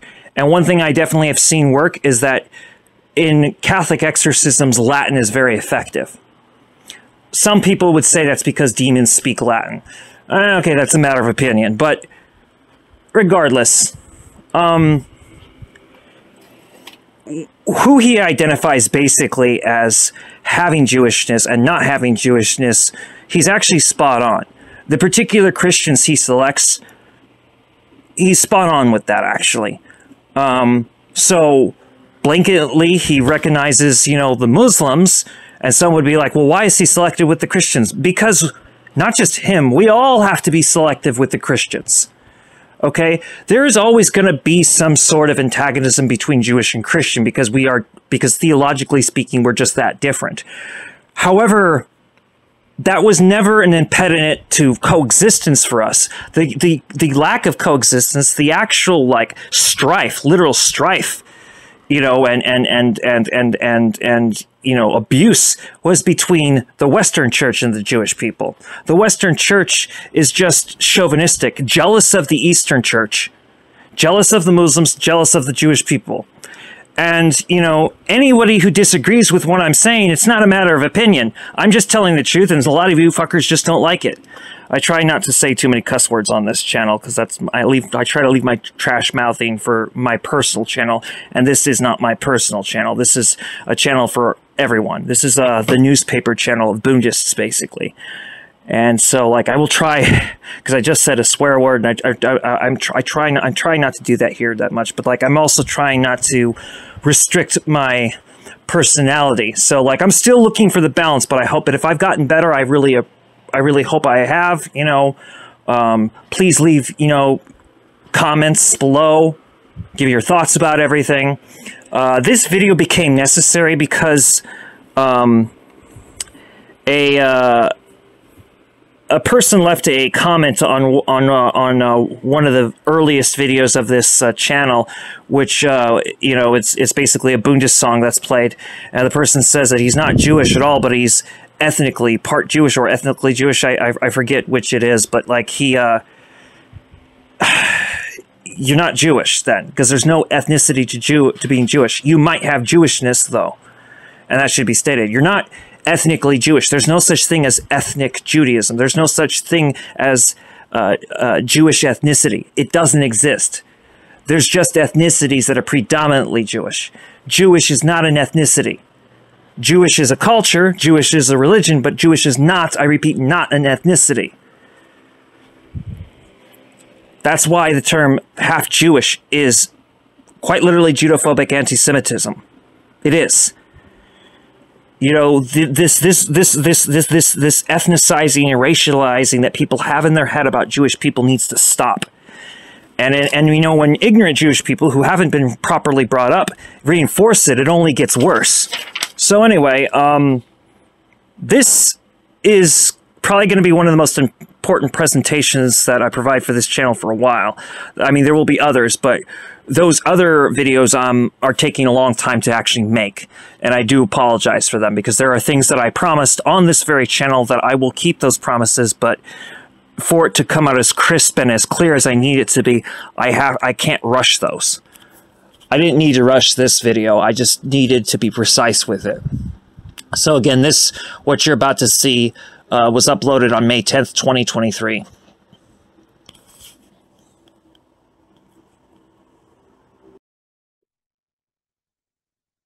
Hello, this is Dr. Abraham Weisfeld here in Montreal, Quebec, Canada at this time.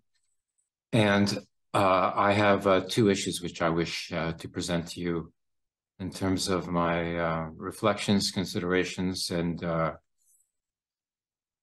perspective on the question of mixed marriages in the Jewish political culture and the character of China. First, we begin with a very intricate problem, if it is a problem. His take on China will be covered in another video. And when that video comes up, I hope Dr. Weisfeld appreciates it, because it will be rather complimentary to Dr. Weisfeld. And that is a pertinent question for one half of the American Jewish community, which are finding partners that are not Jewish. So we have 50% of the children born to a Jewish parent in a relationship with a non-Jewish parent, which has a certain bearing on the identity of the child. Now, this is pertinent to whether a child who is born to a non-Jewish mother could be considered to be Jewish, according to Orthodox criteria or template. The child born to a non-Jewish mother is not Jewish. However, the influence of the father, a Jewish father, in such a relationship could bear significant results in terms of the identity of the child, who could thereby choose to be considered Jewish.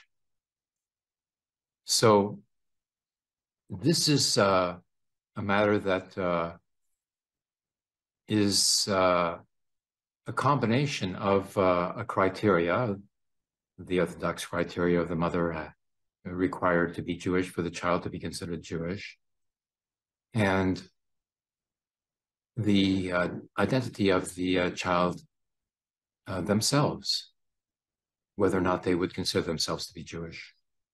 So let's consider the case of a Jewish father and a non-Jewish mother.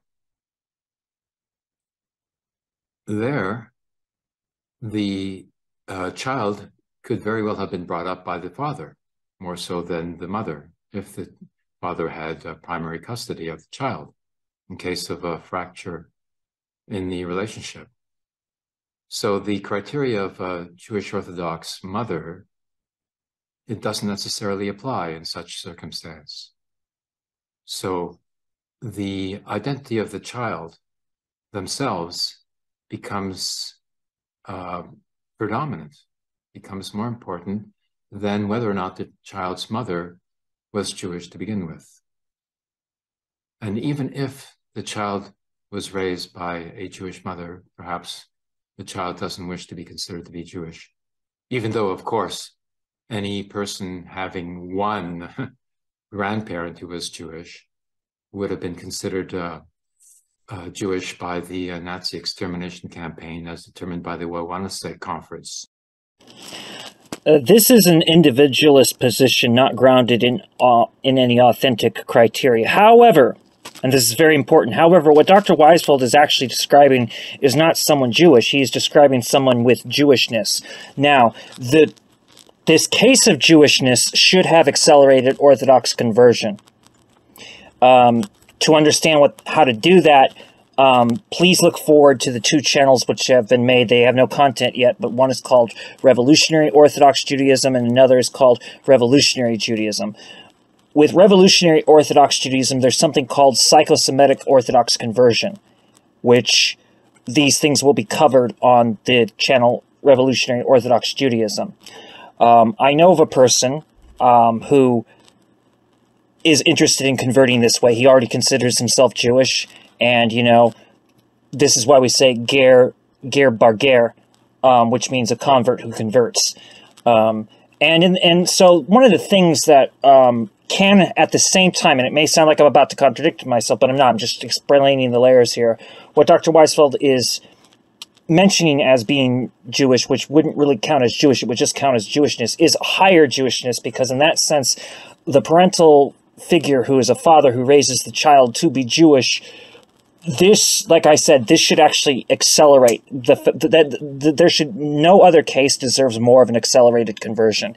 And if the rabbis will not give it, there is the notion of psychosemitic Orthodox conversion. And I am very for that, because it's Orthodox. It may not be recognized by ultra-Orthodox or modern Orthodox, but it would still be Orthodox nonetheless. Moving along now. In spite of the Nuremberg laws, which did not consider somebody to be Jewish just because they had one Jewish grandparent. So the ideology of the nation state, of the Christian nation state in that circumstance, is even more important than the law of that state. So that is the criteria that is generally considered to be applicable by a majority of Jewish people, and even by the law of for the immigration of Aliyah into the state, into the Zionist State of Israel, uses that criteria. That is the Nazi criteria, due to the practicality of it, meaning that those people who are targeted for being Jewish, you know, require some sort of recourse, some sort of right to defend themselves, even though they may not consider themselves to be Jewish. So that's the first point. The Holocaust criteria should never be how we define who is Jewish. The Zionists are almost the same as the Nazis, you know, and when it, you know, how they view Jewish people, and this alone discredits using this such a thing as a criteria. However, and that's I say however because the nuance is going to be very important here. There are those who do not consider themselves Jewish, but have had to admit that they have Jewishness. So again, we're talking not about somebody who's Jewish, we're talking about somebody who has Jewishness. You know, and as this goes, we're going to get more and more into that. Now, just to reiterate here again, having Jewishness should be enough to be what allows you into the Bund. That was not the criteria of the Jewish Bundist diaspora movement, but this should be the criteria of the Bund. The criteria of the Bund really shouldn't be that being Jewish is what allows you into the Bund. The criteria for the Bund should be, do you have Jewishness? And it's like this. What Dr. Weisfeld, I hope you're understanding with empathy what I'm saying here. Your particular take on who is Jewish disenfranchises actual Jewish people. At the same time, and this is equally as important, because Dr. Weisfeld is not, that's not his intention. I've had a lot of complaints about this, but you know, anybody who wants to complain to Dr. Weisfeld or bitch about him should actually contact him through Facebook. It's quite easy. I'm not on Facebook for several reasons, but rather than people bitching to me, I really wish they'd go straight to Dr. Weisfeld about this. The thing that is just as equal here, though, is we should never disenfranchise non-Jewish people who have Jewishness. The best example of this is, while by default Mark Foster would be considered Jewish according to Orthodox Judaism because his mother was Jewish, Mark Foster himself, from the strictly national point of view, couldn't be Jewish because he converted to the Baha'i faith. However, he does have Jewishness, and I proved it to him. And I'm so glad that he recognizes that now. And welcome Mark Foster to the Bund. Second aspect here to be considered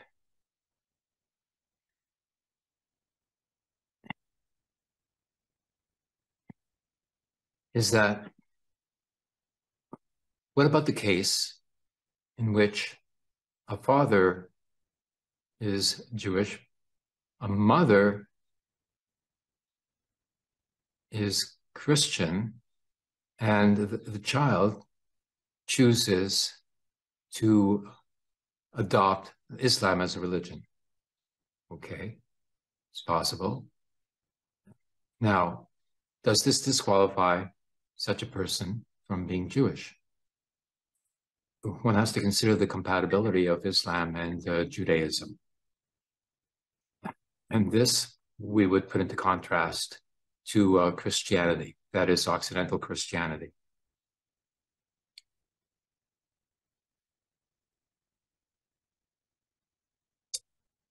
Now, one observes that Islam is inclusive of nationalities and nations, while Christianity is exclusive on behalf of the dominant nation, which declares itself to be a nation state.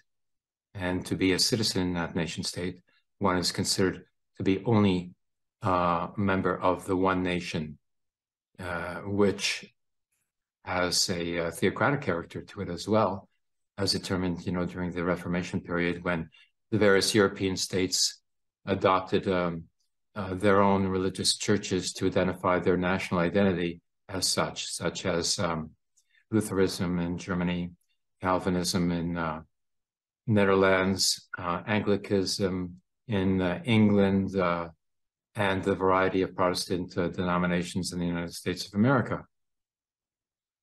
So Islam does have a theocratic character to the state, but under the legal provisions of the Ottoman Empire, for instance, the Ottoman Caliphate, there was provision made for national minorities, both Jewish and Christian. And these were taken into consideration under the law of Dehimi, which allowed for national cultural identity, as in the Bundist concept. Now, to what extent was this national cultural autonomy granted under Dehimi status? It allowed for the synagogues to be operating, and allowed for the Jewish community to have its own religious courts under the laws of Sanhedrin, which are the Jewish law legal code. So there was both, theocratic liberty and legal jurisdiction within the Jewish community that was permitted under the Himmi status of the Ottoman Empire. Have we found the same to be true under the Christian nation states of the West? No. Well, not overtly. While synagogues are permitted to operate under the Occidental Christian nation state rule, the internal legal proceedings of the Jewish community are basically ignored and continue to operate as such, but without a sanction, without state sanction.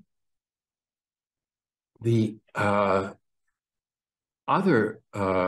more general sort of character of the relationship between Islam and Judaism is, as Malcolm X al-Shabazz, noticed and made a feature of, pointed out that Islam allows for multinational identities, whereas Christianity calls for a uniform Christian identity, which is called Christendom, and it is one that is governed, by the Catholic Church, and the Pope in particular, in the Occidental Church, and under the Protestant churches regimes, one has a certain exclusivity as well. In Christianity of the Occidental variety consider that only Christians are admissible, for instance, to paradise. And Jewish people, according to the book of John, are considered to be the children of the devil and would seem to be destined to go to the Christian hell. Well, neither hell nor paradise exist explicitly under the religion of Judaism. I would strongly suggest to Dr. Weisfeld that he make the distinction between Jewish and those who have the Jewish tendency. What Dr. Weisfeld is actually describing once again is somebody who has Jewishness but is not themselves necessarily Jewish. Which I'm kind of repeating myself at this point, and I may further repeat myself in this way. However, it is something that should be pointed out that the Jewish tendency, that being somebody who's not Jewish with Jewishness, that is going to be much stronger from someone with the Islamic background than, say, someone with the Occidental Christian background. Now, the Oriental Christian background is a different subject altogether in this regard. While Malcolm X did say what he spoke of nations, you got to remember, religiosity remains a matter of orientation. It's like this: nobody is half gay and half straight. That would be bisexual. You can't be like half straight and half bisexual. That would mean that you're bisexual, leaning more towards what people would call straight. You can't mix homosexual with bisexual. That would mean that, you're bisexual, leaning a bit more towards gay. You see what I'm saying here? So Jewish religiosity does not exist within Islam. It's not possible. Muslims may think so, but go figure, ergo, most Muslims, like most Christians, confuse Jewish people to be ethnic.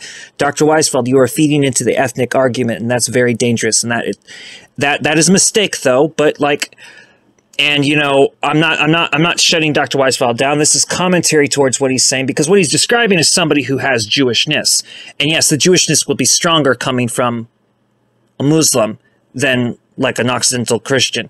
Maybe even stronger than even someone like an Oriental Christian, but Oriental Christians, would be more candidates to have Jewishness as like for instance, it is highly unlikely that a Roman Catholic would have Jewishness, but a Greek Orthodox Christian has a higher ability to have Jewishness because the Jewish tendency would be more there. Remember, nationality can be ethnic culture, but nationality can also be cultural religiosity. Another factor is there's also nomadic nationality, which could be ethnic culture or cultural religiosity. And then there's also soil nationality, which could either be ethnic culture or cultural religiosity. So the two religions, Islam and Judaism, would negate each other in the sense that, no, you cannot have Jewish nationality within the world of Islam. Now, under the Caliphate, yes, that's true. Jewish people were protected under the dhimmi status. And so are Christians. In fact, this was suitable to both Christians and Jewish people because, lo and behold, neither religion is allowed to go to war. Islam is. That's kind of funny. Now, when I say that neither religion is not allowed to go to war, it doesn't mean that war can't meet them and that they can't find themselves in war. Both, this most certainly can happen. But this, one of the things one can say is the Crusades is an aberration to the Christians, but it's not negated from it. In other words, Zionism is negated from Jewish people altogether. Zionism is not an aberration within the Jewish people. It's actually alien to Jewish people. The Crusades is an aberration within the Christian religion, and it particularly is the fault of the Western Church, not the Eastern Church. As for the Book of John, I'm not going to shut up what Dr. Weisfeld says about the Book of John. Out of all of the four Gospels, Jewish people, the one we find the most contempt with is the Book of John. Now, it is wrong to try to take the Book of John away from the Christians, but really they need to highlight their canon laws, which create, give a different context, like retroactively reinterpret, which, our religion does that. The Christians need, the Christians used to do that. I mean, they still, a lot of them do, but the problem being, though, the Western Church is still too prevalent, and the Western Church still uses this to their advantage. Now, typically among the Eastern Orthodox churches, the four Gospels, Matthew, Mark, Luke, and John, is there. Gospels will vary, however, when we're talking about the Oriental Orthodox churches. So remember, there's the Eastern Orthodox churches and the Oriental Orthodox churches. Both, by the way, much closer to the Jewish people and more closer to the Muslims. It's the Western Church. The original Western Church was the Roman Catholic Church, and that church, which go figure is another retrospective term that, we act like goes back into the super antiquity when it does not. But regardless, I'm getting off the point. One of the factors that must be remembered is Zionism is the Judo-Christian crisis. It is not a Jewish problem. We as Jewish people, we have a responsibility to denounce it, fight it, even physically fight it. Even like pick up arms and protect Palestinians if we must. But at the same time, Zionism is not a Jewish problem. It is exclusively a Western Christian problem. Anyway, moving along. And this is a fundamental contradiction between the two.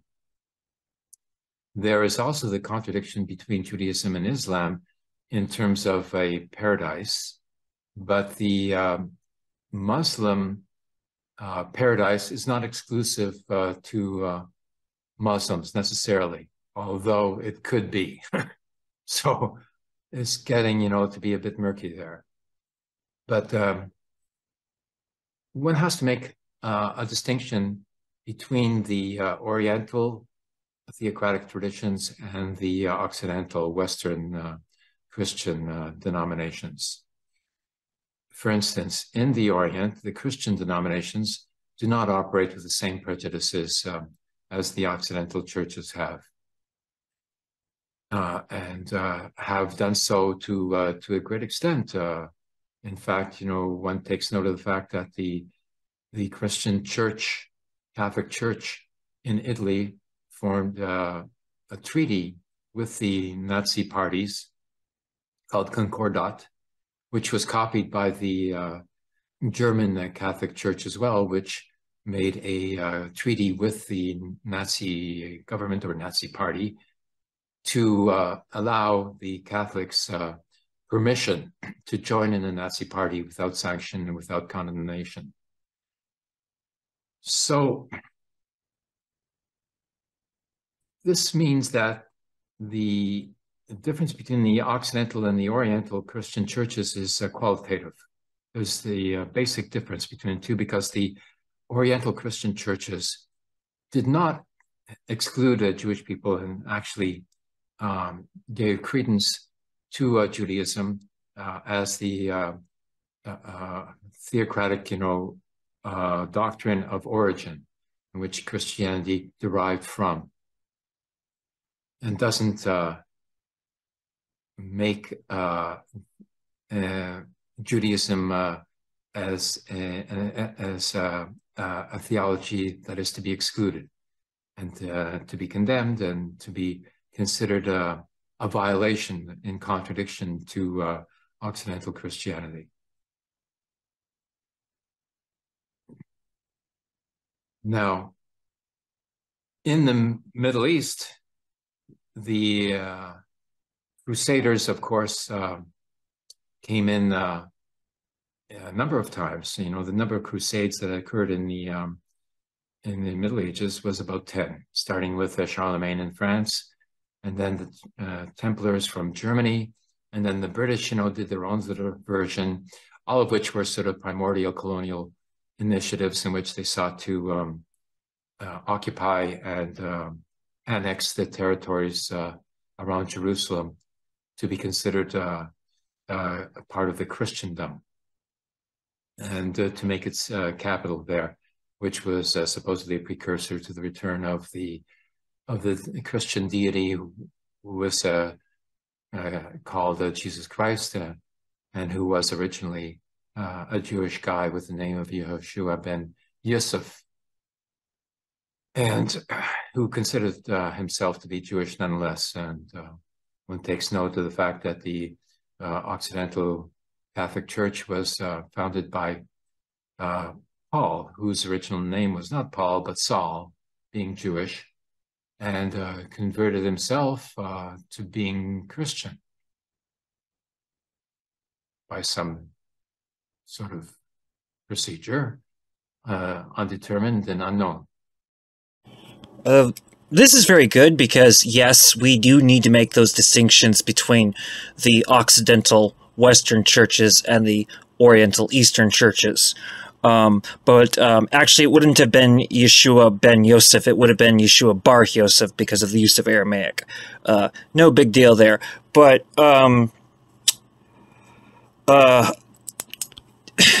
why does Dr. Weisfeld say that the Western Church was founded by Paul? Good question, as Paul is utilized a lot by the Oriental churches as well. Well, Paul is more front and center in the Western churches and more backstage in the, more in the back with the, like the Western Church puts higher emphasis on Paul.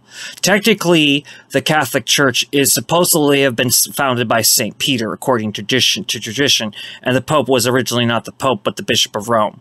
It's one of the reasons why I do support the Christian Socialist Front, a Denmarkist group, by the way. I have not been in contact with them for some time, but I am trying to track down their literature. The Christian Socialist Front is a group of Roman Catholics, Lutherans, and Episcopalians who literally want to take all of the stuff from the Vatican and give it to the public and to the people, and put and take the bishop and take the Pope and restore his status to be, or more likely diminish his status back to being the Bishop of Rome. I do think we should support such an action. They also oppose the notion of biblical continuity. In other words, they believe that the New Testament deliberately and on purpose misquotes the Old Testament, and that is deliberate.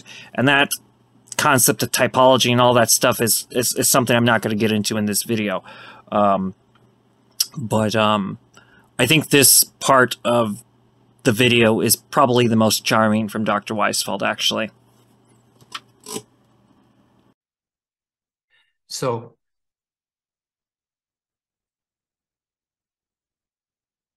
another character that is common to both Judaism and Islam, but not to the Occidental Christian churches, is that the law of the deity is above the law of the state. In Judaism, one of the primary references to the deity is Melech Haolam, which means the king of the universe. Now, if it is the deity that is the king of the universe, then surely this king of the universe has a higher status than the king of the state. And in fact, loyalty to the king of the universe is greater than that is to the king of the state. even though Judaism prescribes that Jewish people in the international context are loyal to the country in which they're living in. But the loyalty does not extend as an exclusive loyalty to the head of state. So this is why Judaism would have been considered inherently subversive by the Christian nation states. And the prejudices against the Jewish people was inspired by this feature that Jewish people were not absolutely loyal to the head of state of the given Occidental country, whereas Christian citizens were considered to be so, and if not, were dealt with in some sort of a barbaric fashion.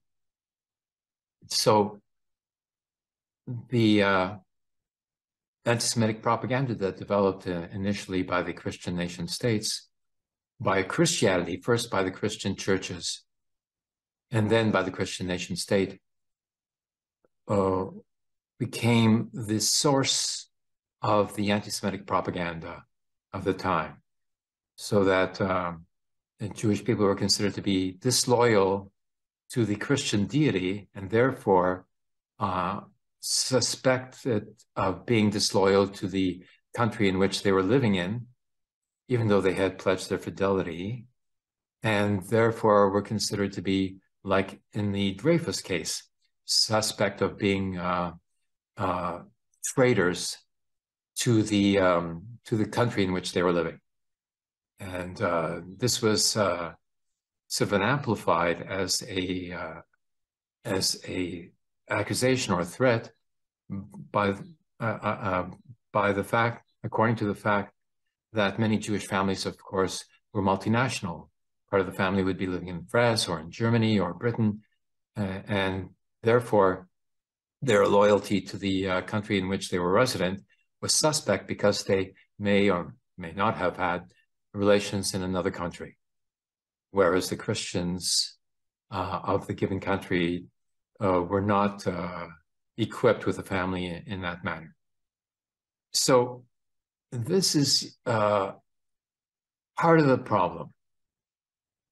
And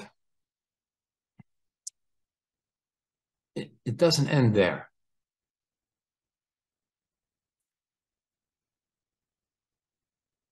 So let's consider what the Oriental Christian churches are available, which are not necessarily in contradiction with Judaism. And so in a case of a mixed parentage in which one parent was of an Oriental Christian culture and the other parent being Jewish, would give rise to children who may or may not be considered Jewish. But in the case of a Oriental Christian mother, this should not be an impediment to the child being considered Jewish by observers and by the child itself. Whereas in the case of Occidental mixed parentage, in which the mother is Christian of some Western church and the father is Jewish, and nonetheless the child wouldn't necessarily be considered to be Jewish, because being raised by a Occidental Christian mother would prejudice the child against the Jewish identity, and perhaps against the father even. But if the child were to consider themselves to be Jewish, they would be obliged, it would seem, to go through a Orthodox educational process and conversion to solidify their Jewish identity, because they have to know what Judaism is and they have to know what Jewish identity is in the first place. And this was not necessarily transmitted by the father. Now, the case may be modified by the concern that if the child was actually raised in a monoparental family by a single Jewish father, that would tend to ameliorate the conditions for the adoption of a Jewish identity by the child, but the child is not necessarily considered to be Jewish in the first place. Okay, so a couple things here. Although I wouldn't say Jewish, I would just say somebody who has Jewishness. Again, just reiterating. I have to agree that having a Western Christian mother usually negates any Jewishness. Whereas at the same time, now, if the mother is Jewish and the father is Roman Catholic, that person is considered Jewish by default according to Orthodox Judaism. However, they would have to have Bel Shatuvah, which is to reacquaint oneself into Judaism. And I would agree that such a person, I would agree with the Orthodox rabbis on that. However, yes, having a Western Christian mother would, and a Jewish father would definitely make the Jewishness a lot less likely. But having, a Jewish mother and a Western Christian father, the Jewishness is higher because, again, it comes from the mother. Because the mother is the one that actually passes these things. So, I mean, this is, given the nuance that like I said, that, what he's calling Jewish wouldn't exactly be Jewish. It would be somebody non-Jewish with Jewishness in a great deal of these cases. And mind you, though, at the same time, what he says about converting to Judaism may be necessary. So like I said, it's not so much that I disagree with this part or agree with this part. Like I said, the nuances. I'm just saying basically just adding on to what I had said before, replying to the other parts of this video. What I really would like to give commentary here now is that, I should point out that, yes, the state was often seen as suspect within both Judaism and Islam, and today this is still the case. And what he said about there being a state with Islam, but not being allowed to trump religious rule, this is true. This is actually true. For instance, in Iran, the country is... It has state power, right? But that state power cannot infringe on anyone's religion. So the state power of Iran is pretty much Shia Islam. However, what's under the protection of the Shia state, the Shia Republic, which is not really a theocracy, although theocracy is another word, which could be, which should be put on trial to determine its validity. But, but regardless, I'm going to use the term social theocracy to describe largely the culture around Iran. But the state, so while Shia Islam is pretty much the status quo within Iran, this does not, the state itself does not influence the religious practices of the Shia Sharia for the people. It also doesn't infringe on Sunni Muslims within Iran, Christians within Iran, and Jewish people within Iran, or even Zoroastrians within Iran. Although if you're Baha'i faith, you're not allowed there. Also, I would say that if you're homosexual or transgender of any sort, you probably wouldn't feel very welcome in Iran either. I'm just going to be straightforward and honest about that. However, the safest place for Orthodox Jews to live, Orthodox Jewry to live, is actually Iran, despite what the Western media propaganda says. Within the United States and Canada, collective Jewish loyalty must be to the Native Americans and First Nations people because, number one, the majority of them are overwhelmingly Noahide by definition of what a Noahide is, and especially if we take it in the full Talmudic context of what Noahide is as the Noahide nations already existing, and obviously this would be tribal nations.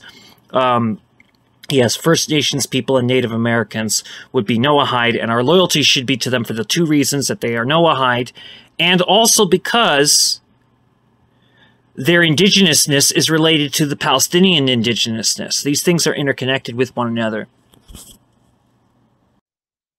So, which Occidental Christian churches would be considered compatible with Judaism?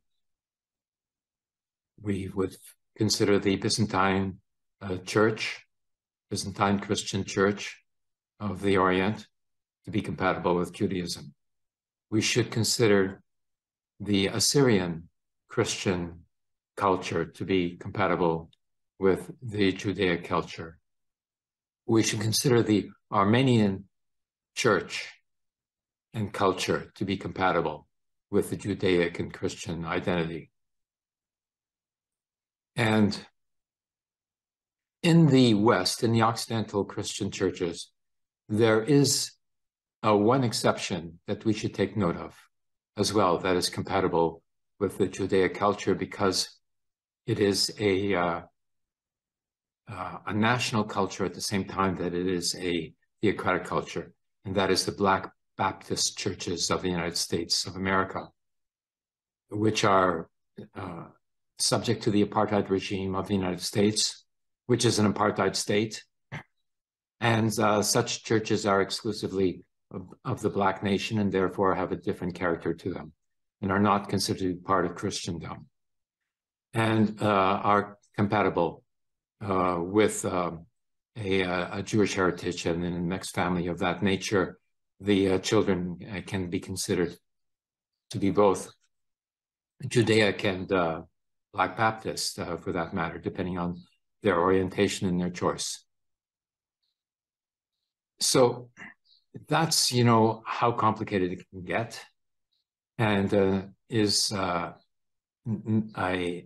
matter of utmost importance, because 50% of American Jewish people, have partners who are not Jewish themselves. And so this becomes a criteria of concern. The reason why I have a certain degree of expressed alienation from the Western Christian churches, and I'm not amenable to accepting the children of a Western Christian mother who is not Black to be of indeterminate identity and not Jewish necessarily, is because the nature of Western Christianity is very prejudicial in its fundamental nature towards the Jewish people, which is unlike the case of Islam. In Western Christianity, you have, as I've mentioned, the Christians consider Jewish people to be the children of the devil. It is also considered that the Jewish people were responsible for the crucifixion of the Jesus Christ demi-deity, because Pontius Pilate said so. I can imagine, like this, what the scene was, at the trial, so-called trial, military hearing, under the judgeship of the governor, Pontius Pilate, okay? And so knowing that, he's going to get blamed, for the crucifixion of this this rebel known as Jesus Christ by his followers, or perhaps he was known as such thereafter, but he was known as Yehoshua ben Yusuf, at the time. Who knows, like what this guy, Pontius Pilate, did at that time. Even though he was calling for an indication of who were actually supporters of this Jesus, how many people were afraid to say so because they would have been killed, if they did so, and how many people actually chose to vote for Barbarus, or whatever his name is, against the Jesus Christ character, because who knows what the majority was, because it was Pontius Pilate who said what the majority was. He could say whatever, and just say, oh, yes, well, the majority were in favor of Barbarus, and the rest of you, are against Jesus Christ, and therefore you are now going to be condemned, by history, for having voted the wrong way, even though they didn't. So that's, like Western Christianity's, myth, creation myth, to justify its existence, because they have to determine, some way to say that it was better than Judaism, because after all, they were trying to set up an authority which was going to be running a country or an empire. So that's where that comes into play. Also, the Christianity of the West, set up these empires in which Jewish people, according to the Roman emperor, were either, like given permits, to come and work in Rome because they were traders, and the empire needed their connections, and Jewish people had international connections because they could use Hebrew as an international language, whereas the Christians couldn't communicate internationally. So they relied upon Jewish people to do international commerce, importations, exportations, import-export, trade. And the other sort of, allowance by the Roman Catholic Empire for Jewish people was, if they were brought to Rome as slaves. So the Ashkenazim of Europe, the Ashkenazi nation, Jewish nation of Europe, began with 350 men. Women, of course, were not needed by the Roman Empire, so Jewish women were not imported into Rome. Now, these Ashkenazi Jewish men, would make partners with the European women who converted to Judaism, and they would form families. So there you have a mixed marriage, as a fundamental character of the Ashkenazi nation, which should be respected as such because there was conversion.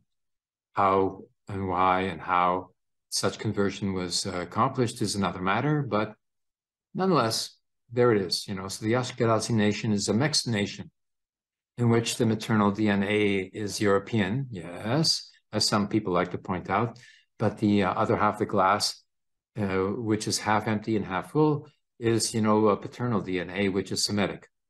So those critics of Zionism who want to claim that there is no sort of Semitic connection whatsoever of the Jewish people with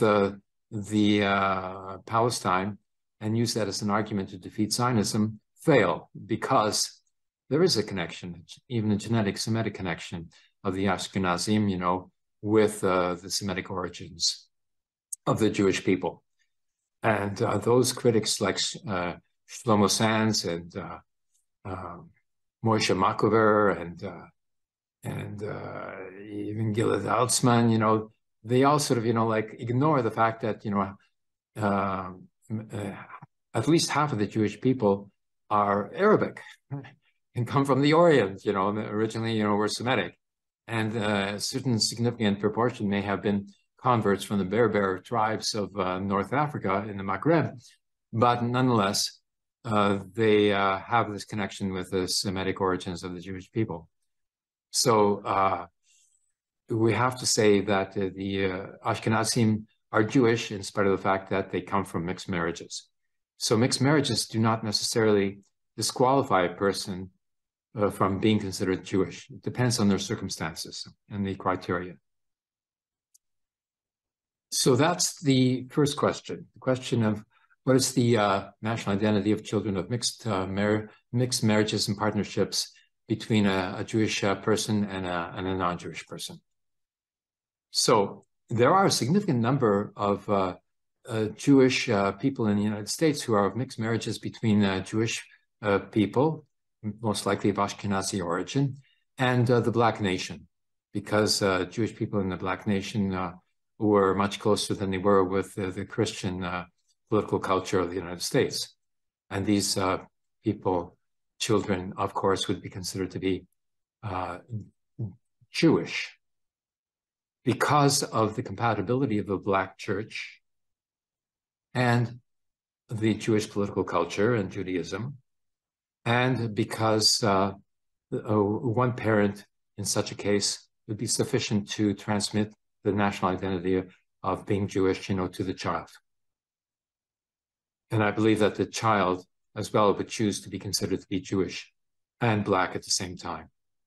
So there is no sort of, problematic in that case.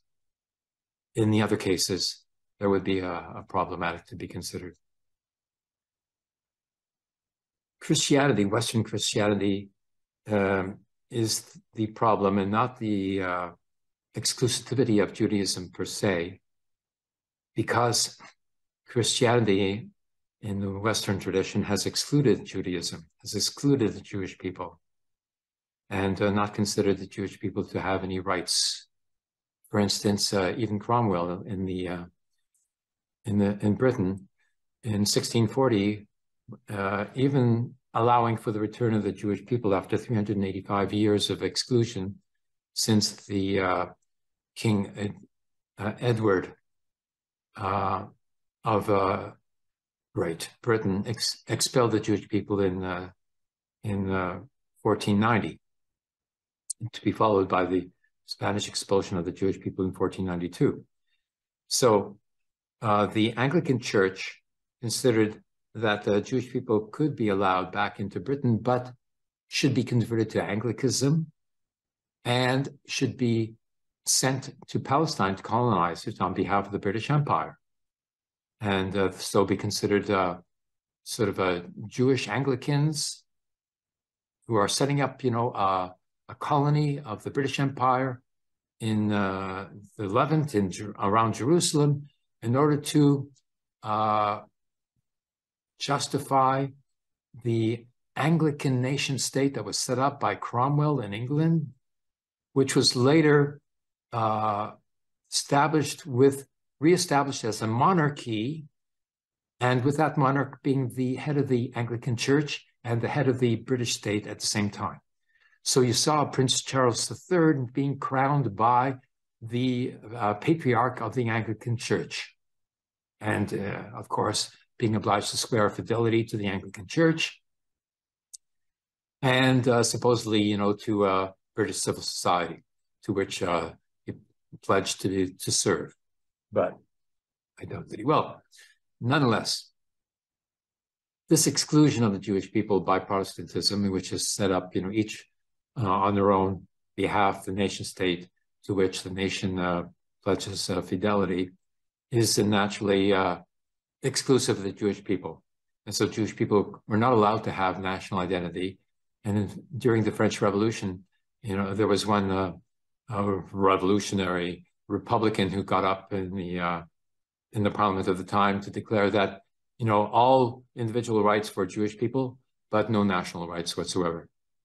So this is the pattern. This is the template of the Western Christian nation states, which don't allow for Jewish people to have any national identity, which limits any sort of national organizations and only allows for individual fidelity, inside the house. In the public, everybody has to be pretending to be of that nation and, in effect, pretending to be Christian, because, you end up getting dressed like a Christian. You're supposed to dress like a Christian. You're supposed to have short hair like a Christian, which I don't. And which doesn't allow for expressions of Jewish identity in the public. Like in France now, it's illegal to wear to wear a kippah, to wear a skull cap. It's illegal because Muslim women are are not allowed to wear a hijab. And so, this is, equivalent, to the law that existed in Iran for a certain period of time, in which it was illegal not to wear a hijab. But the women there, they do what they want in the cities anyway, so there's no big deal. And the morality police was disbanded after Masha, died in custody. So it's that the issue is resolved in Iran, but not in France, where it's still illegal. And, nonetheless, even though it's illegal to wear ostentatious religious apparel in France, nonetheless, it's allowed. You're allowed to wear, a cross around your neck on a chain. You're not allowed to wear a Jewish star, but a cross you can wear, so, and you can even show it, it can be outside of the clothing. So, like this utmost hypocrisy involved there. So that's one matter that I wanted to clarify. Because I do accept the identity of a Jewish Muslim, but I find that the identity of a Jewish Christian is problematic and could only be considered legitimate, in an Oriental context and in the context of a Black nation, and otherwise should not be considered legitimate, according to a Bundist criteria of national identity. And again, I would just point out not Jewish individuals, but Gentiles with Jewishness is what Dr. Weisfeld is actually referring to. Now, an interesting fact here is that Sufism, which is Islamic, basically, allows for Jewish, Christian, and Hindus to be involved. However, though, you got to keep in mind those who are Jewish, Christian, and Hindu within the Sufi world remain Jewish, Christian, and Hindu, and do not themselves become Muslims, but they are united by Sufism, and Sufism is something that comes from Islam. Yeah, well, it's actually pronounced Islam. But anyway, I think Dr. Weisfeld doesn't realize that his outlook is, especially if he considers and just accepts that what I'm saying is not an individual opinion. I'm actually taking the collective spot, but I'm also providing the nuance to what he's expressing. What this really refers to, he's describing Gentiles with Jewishness. But Dr. Weisfeld, I think that he would be most suited around the notion of open Orthodox Pan-Abrahamic Judaism. You see, open Orthodox Pan-Abrahamic Judaism allows Christians of the Orient as well as Muslims to, they cannot hold the Torah, but it allows them to be, around in the services. If you have an actual Pan-Abrahamic synagogue, what you have is the section where the Jewish people are the most close to, the bima where you're seeing the rabbi, speak and stuff, and he brings the Torah out of the ark. But you'd also have a section where you'd have the Christians and a section where you'd have the Muslims. And they could observe what this Judaism actually is.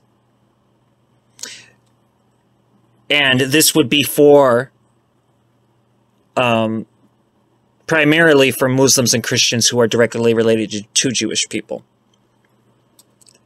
As Jewishness is explained earlier in the video, just rewind and you can see that. In the link in the description will be the 4 videos, the 4 anti-crusade videos, where I get into the details of the historical context of where both Christianity as well as Islam came from. Now, this is a funny thing to keep in mind. This is why the claim of deicide by the Western Church is so disturbing and so incorrect even within proper Christian theology. You see, the crucifixion of Jesus, according to Christianity, was a necessity because Christian theology requires his death in order to save all of humanity, right? So, to condemn the Jewish people for bringing about what's absolutely necessary is kind of a contradiction. Now, the Jewish, and this is within the logic, by the way, of open Orthodox Pan-Abrahamic Judaism, which, by the way, I should let me be clear here. Revolutionary Orthodox Judaism recognizes Lithuanian Judaism, Hasidic Judaism, both of that is ultra-Orthodox Judaism. All of the Haredim are recognized. While the Haredim would not recognize necessarily Revolutionary Orthodox Judaism, Revolutionary Orthodox Judaism recognizes the Haredim, that being ultra-Orthodox Jewish people, as well as modern Orthodox Jewish people, as well as traditional Judaism, which originally was called conservative Judaism. And an offshoot of traditional Judaism known as queer conservadox Judaism. This is acknowledged in Revolutionary Orthodox Judaism. Yes, queer conservadox Judaism is recognized within Revolutionary Orthodox Judaism, and so is open Orthodox Pan-Abrahamic Judaism. And by the way, Dr. Weisfeld, you particularly sound like you have the conscious mind of somebody who is of open Orthodox Pan-Abrahamic Judaism. That's one of the reasons why I really got to finish this work, because my duty as a interfaith cleric who happens to be Jewish and is only Jewish, by the way, but also being a light unto the nations, like protect the validity of these religions is essential for me, including Christianity. But it's kind of annoying. Whenever I have to defend Christianity, I'm not going to lie, I do get annoyed, but it is out of necessity. So Dr. Weisfeld provides this very interesting hypothesis. He did miss something. He had always said that he recognized Jewish Christian Palestinians as well as Jewish Irish Catholics. So he missed those two things there, and I would say that there are no Jewish Irish Catholics. There's Irish Catholics with Jewishness, and there are no Jewish Palestinian Christians. There's Christian Palestinians with Jewishness. Regardless, though, I'm only pointing that out because he doesn't mention the Irish church, and he doesn't mention the Palestinian churches. So I'm putting that in there based on what I've heard him tell me.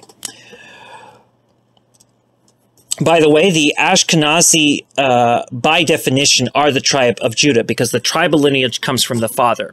That's why when you say, okay, well, this person's of the tribes, okay, but that's not relevant unless they're Jewish. So, the Messiah, the Davidic Messiah, would have to come from the line of Judah. I mean, it would have to come from the line of Solomon, hopefully. And if not that, at least somewhere from David. And if not that, someone from the line of Judah, that's the closest to David. This, I want to make clear, the Ashkenazi are not the only ones who are this. But the Ashkenazi are, in fact, tribal Judites. That means of the tribe of Judah. The Hebrew word for Judite is not Yehudi. Yehudi is Hebrew for Jewish. Unfortunately, most texts that explain these things have been destroyed by the Zionists, so they were very prevalent, you know, amongst Moroccans at one time, amongst the Yemenites, among Lebanese Jewish people, and now all that's gone. But, and by the way, Lebanese Jewish people were both Mizrahi and Sephardi. Another factor that is not very well known. But Ashkenazim, by definition, are the tribe of Judah. So would the North African Jewish people. They would also be the tribe of Judah as well. And so would the Jewish Ethiopians. They would also be the tribe of Judah. The tribe of Judah, you know, is of more than one color, contrary to what people may say. And Ashkenazim, by definition, are the tribe of Judah. So that gets into another thing. If your father is Ashkenazi and your mother's not Jewish at all, you are Ashkenazi, you're just not Jewish. But you might have Jewishness. And again, I would like to point out, much of what Dr. Weisfeld is thinking about is open Orthodox Pan-Abrahamic Judaism. I would like to finish this by saying, though, I'd like to finish this by saying, this whole part of this by saying that assimilation is cultural genocide, and cultural genocide is genocide. Therefore, anti-religion is genocidal. And that's very important to understand. Once again, the Bund, I want to make this clear to everybody again, the Bund is not, I repeat, the Bund is not a religious institution. The Bund is a political thing. The Bund is political. The Bund is not religious. The Bund is not anti-religious. The Bund is non-religious. And the new Bund today, that's the Jewish Socialist Bund, is in some ways a lot more advanced than the old Bund, which was the Jewish Labor Bund. See, the old Jewish Labor Bund was not anti-religious, it was non-religious, but it wasn't pro-religious. The new Bund, the Jewish Socialist Bund, is also non-religious instead of being anti-religious, but it is also pro-religious. The Jewish Bund does not agree with the notions of theocracy, and being in favor of interfaith democracy is not the same thing as being in favor of theocracy. Again, anti-religious bigotry is something that people should watch out for. And you have to separate the notion of secular from secularism. Kind of like how you have to separate the idea of professional from professionalism, fundamental from fundamentalism. I mean, just think about it. And you know, if one is an atheist who has no religious affiliation, has no religious orientation, no religiosity, that does not mean that person is for atheism. It means that they are irreligious. Irreligious means without religion. That's the proper word. We have actual proper words, but we insist upon secularism. Why? Because we're bigots. Well, not me, but I am talking about the disease that is Westernism. And the whole world has been westernized. The whole world needs to be de-westernized. Even as the first world is to fall, there will still be the problem of westernization, which must be reversed around the world.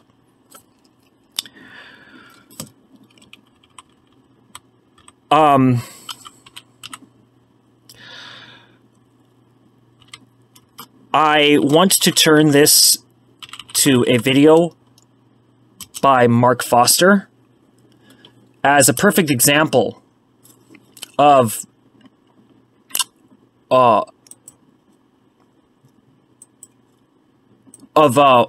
I am talking about when I say somebody who's not Jewish but has Jewishness.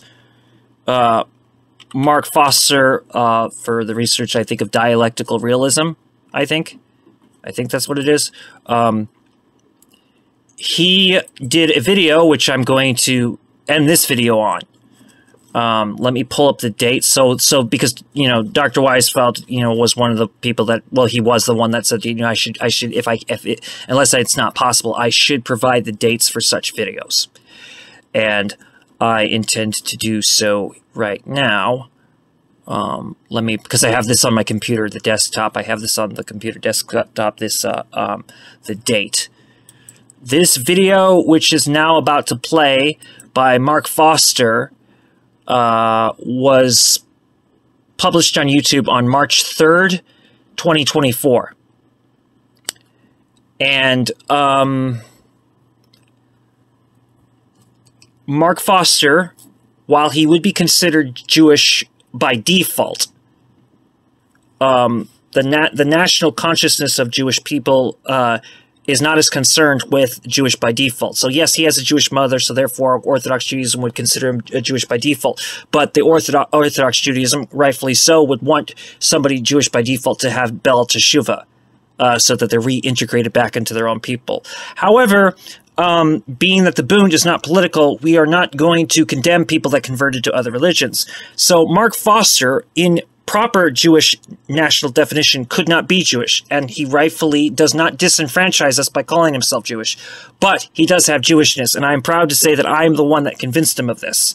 It wasn't that hard, I just had to get through the logic of what he's saying. So when he speaks of the co-founder, of the current Bund, he's referring to me. Another thing anybody knows about this, as the strong advocate I am for Demarchist theory, I believe that academics are going to have to be replaced by urban scholars. However, anybody who understands how necessary that is, understands that we need as much of the academics that can give us the information we need and to platform our stuff as possible, because they are paving the way for the urban scholar. Both Dr. Weisfeld and Dr. Foster are paving the way for the rise of the urban scholar, because very few academics think the way that they think. So anyway, this video, which we're going to end this video on, this video was published on March 3rd, 2024.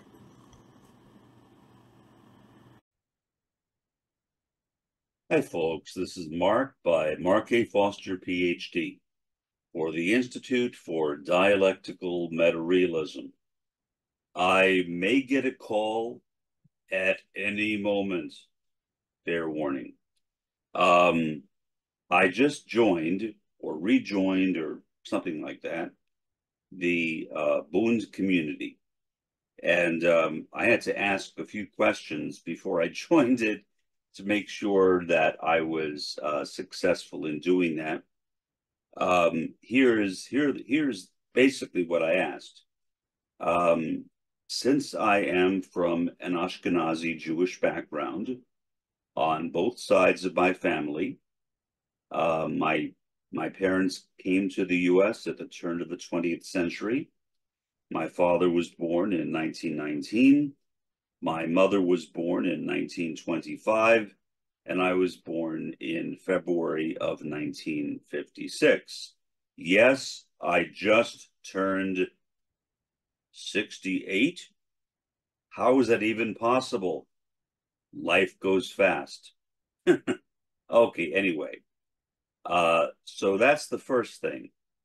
The second thing is that even though I come from a Jewish family, I am not a practitioner of Judaism.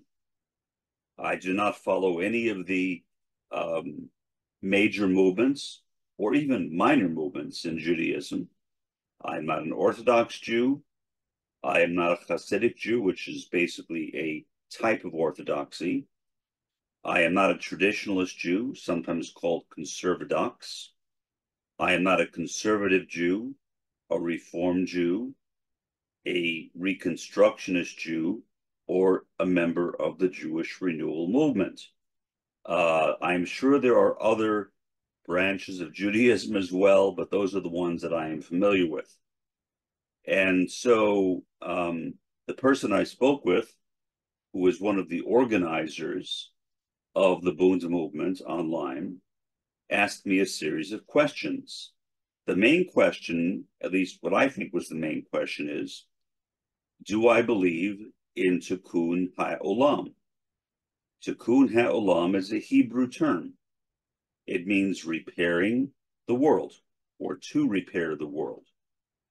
And I said, yes. In fact, in my current book, my book on eudaimonic utopia, I actually mention repairing the world. And so I guess, therefore, I believe in it, which I do. I mean, the world certainly needs a lot of repair right now. The other question was, am I cynical about the world? Meaning, basically, I guess, do I have a rather negative view of the state of the world right now? And again, my answer was yes. I think almost anybody who knows me would testify to that. I wish I were an optimist. I wish I had more of an optimistic view of the world. But looking at the world right now, looking at the dominance of Zionism, especially the dominance of Zionism among Jews, does make me rather cynical. I wish I could say otherwise, but it's difficult not to be cynical in a world filled with Zionism. I despise Zionism, as anybody who has listened to many of my podcasts will know. I think that Zionism is literally a plague upon humanity. Now, I can answer that from two perspectives. First, since I do not practice Judaism, let's say Orthodox Judaism, Traditionalist Judaism, or Conservative Judaism, I do not believe that there will be a Messiah in the future. Now, whether I believe that a Messiah has already come, that is a question I will not address, at least not now, because I think that would be an inappropriate subject to discuss in this podcast. But do I believe that there will be a Messiah in the future? The answer to that is clearly no. So that basically puts me out of that territory. Second question, related to that, refers to Reform Judaism, Reconstructionist Judaism, and the Jewish Renewal Movement.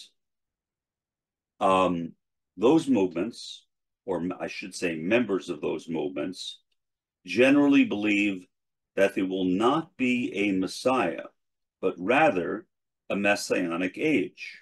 Now, the fact that those movements reject the idea of a coming Messiah is in fact the major reason which led to my leaving Judaism, because I have always believed in the coming of a Messiah.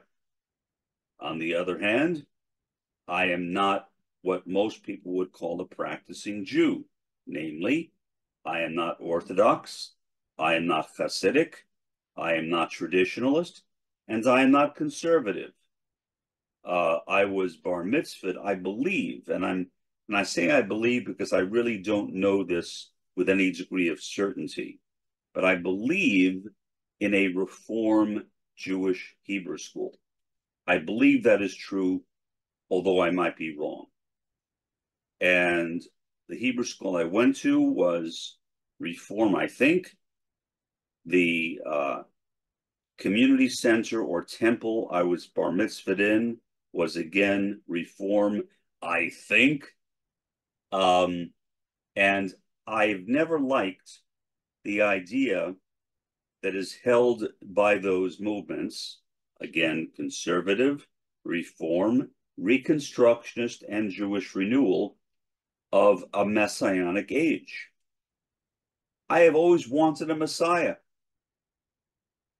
Why should I want an end to revelation?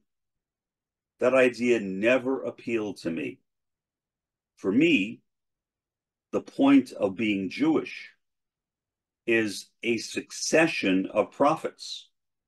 That's what we see in the Tanakh, what Christians call the Old Testament.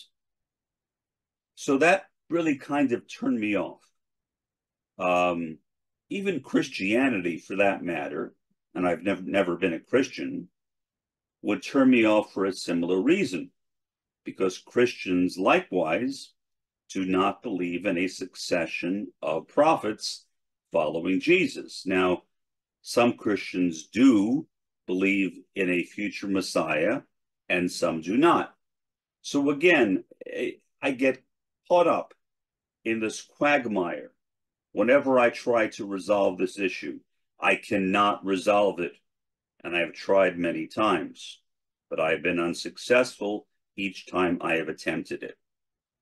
So I cannot be an Orthodox Jew, a Hasidic Jew, a conservative Jew, because I don't believe in practicing a kind of, I guess, literalistic Judaism, or I don't believe in the inerrancy of the Tanakh.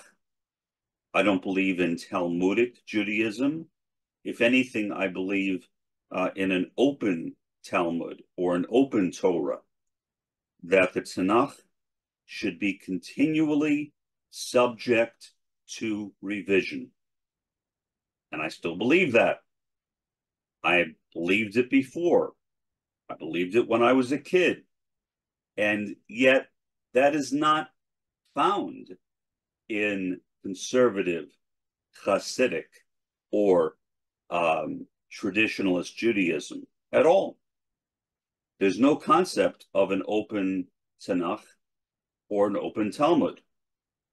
So I was at a loss to figure out where I should go, or to put it in other words, where do I belong? Likewise, I kind of like Reconstructionist Judaism, as I've mentioned in this podcast before. The main thing I like is the definition of Judaism as an evolving Jewish civilization. That's a really nice idea. And I think that is accurate, because there has never been a single Judaism. Judaism has actually been an evolving phenomenon, going back to the Tanakh, going to the Talmud, and going to the present day. Judaism has always changed. It has never remained stagnant. And I still believe that. And yet, if I were to accept that, meaning the Reconstructionist view of Judaism, or as it is officially called right now, the rising current of Judaism, if I were to accept that somehow Judaism is rising or ever rising, reconstructing, then I would also have to accept that there won't be a Messiah. So you see my problem. I was lost. I had nowhere to turn. I felt as though literally I was a person without a spiritual home. Now, I tried several times to find one. I tried various branches of Surat Shabd Yoga, especially as a kid, Ekankar, but that didn't really satisfy me either for a variety of reasons. One is this kind of, for lack of a better term, pseudo-tinnitus that is caused by the practice of Ekankar in some people, or Surat Shabd Yoga in some people. Namely, it gave me a constant buzzing in my ears, which was not a whole lot of fun. So then I thought, well, okay, maybe I can become a Sikh. I like Sikhism, or I thought I liked Sikhism. I respect Sikhism. Even now, although I am not a Sikh, I respect Sikhism. However, when the 10th Guru died, Sikhism started by Guru Nanak, and the 10th Guru died. He had no successor, no human successor, I should say. Instead, the 10th Guru said is that from now on, the Guru will be the Guru Granth Sahib. That is the holy book of Sikhism. And I thought to myself, so the new Guru is a book? I asked somebody, and this is a recent conversation I had back before I left Kansas to move here to Deep South Texas in the Rio Grande Valley. And I said, well, does that mean that in Sikhism, 1,000 years from now, 1,000,000 years from now, 1,000,000,000 years from now, the Guru will still be the Guru Granth Sahib? There will never again be another Sikh Guru? And this person who ran this particular Sikh temple said yes. That was a real disappointment to me, because what I realized at that point is that, in fact, Sikhism and Judaism have the same problem. They are both kind of caught in a static condition. There is no future, or there is no future beyond the present. That's it. Now, did that make any sense to me? No. Here's why. Because if you read the Guru Granth Sahib, the Sikh scriptures, it talks about many avatars. The word avatar is a Sanskrit word which translates as descent, or loosely as incarnation, incarnation of God. That term is used. Avatar is used. And various avatars are mentioned in the Guru Granth Sahib.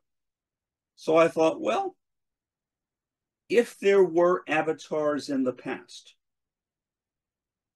like Krishna, for example, why can't there be avatars in the future? And the reality is that there simply is no Sikh answer to that. The Guru Granth Sahib does mention past avatars, but denies the possibility of avatars in the future. I saw that as an extremely difficult conundrum, one that I simply could not resolve. I tried to resolve it. I thought about it for days and days and days. Plus, another problem. The person I initially wrote about becoming a Sikh, maybe in retrospect, he was not the best person to write, but whatever. I asked him how I become a Sikh, and he told me about the 5 Ks. For those of you who don't know what the 5 Ks are, and I won't go through all of them, but one of them, for example, is baptism. Okay, I can deal with baptism. Another one is not cutting your hair from any part of your body wearing combs in your hair and a kind of turban over your head, that was a problem. As an autistic, I was already being bullied. So what was going to happen? Well, I would simply be bullied more. So that was very discouraging. Third, Sikhs who had the baptism needed to wear a dagger, a sword on their side for the protection of widows, children, and the helpless. I could just imagine myself as a bullied autistic walking through my school with a turban and a sword. Oh, and long underwear draped around my knees. Forgot about that one. What would I do in the locker room when I was changing for gym? So that became a disaster as well. I realized I could not become a Sikh. And it was very, very disappointing to me when I recognized that the same basic problem that I saw in Judaism, whether the more religious or the less religious forms of Judaism, the lack of continuity, or I should say maybe the end of continuity, were also present in Sikhism. In other words, there would be no succession of gurus in Sikhism. There is no succession of prophets in Judaism. Well, some forms of Judaism, there will be a Messiah, maybe at some point in the future, and other forms, just a messianic age, whatever the heck that means. And literally, I used to ask people, what the heck is a messianic age? Well, I didn't say what the heck, but I said, what is a messianic age? And nobody could answer my question. Why? Because they didn't know. They didn't know. Nobody knows. It's a doctrine that was accepted by liberal-minded Jews as an alternative to believing in the coming of a Messiah. Well, I wanted a Messiah. I really did. I could not imagine belonging to a religion which said that revelation had simply ended. No gurus, no prophets, nothing in the future, or maybe just a messianic age. So literally, I felt like I had lost everything. It was a very depressing part of my life. Now, in terms of the Sikhism part of that problem was the guy who answered my question. He told me about the 5 Ks, which includes the baptism and the not cutting your hair and the sword and all that stuff. What he didn't tell me is that one could be a Sikh and not practice the 5 Ks. Now, if he had told me that, I might have considered becoming a Sikh. But still, I would have been left with the conundrum of a book, the Guru Granth Sahib, as the guru. And to me, that was totally unacceptable. I could not imagine living a life that was totally centered around a book, where there was simply no future revelation. And that was true in Sikhism in one way, and that was true in Judaism, especially liberal Judaism, in another way. And I certainly could not be an Orthodox, a traditionalist, or a conservative Jew, because I was not willing to practice the strict guidelines of Judaism, such as the kosher laws. I was not willing to forsake my ability to drive around on the Sabbath. I remember back when I was in Kansas, I was invited to attend a service of the Lubavitcher Chabad, which is one of the dynasties in Hasidic Judaism. Now, I lived in Olathe, Kansas. This Lubavitcher Chabad center was in Overland Park, Kansas, next door, but actually about 20 miles away. So I couldn't walk there. Well, I guess I could if I started a few days in advance. I don't know. Not realistic. When I got to the center, to the Lubavitcher Chabad Center, the only car parked in the parking lot was mine. Why? Because you can't drive a car if you're Orthodox or Hasidic on the Sabbath. Another conundrum. So what could I do? Now, was I really interested in becoming Lubavitcher Chabad or Hasidic in general? No. But I thought at least I could explore it. What it made me realize is that the religion I was born into had in fact turned into what is, I guess, somewhat disparagingly called by many people. I didn't coin the term, so don't blame me. Ghetto Judaism. And the term ghetto Judaism is not an insult in the way people might think it is. It is a literal description of Judaism the way it existed on the Jewish ghetto. If you were on the Jewish ghetto, it made sense to have guidelines like you can't use electronic means of traveling around, even though there were no cars back then. So I don't really even know what that means exactly. Or, in other words, it made some sense. It made some sense on the European ghetto. Does it make sense now? Of course not.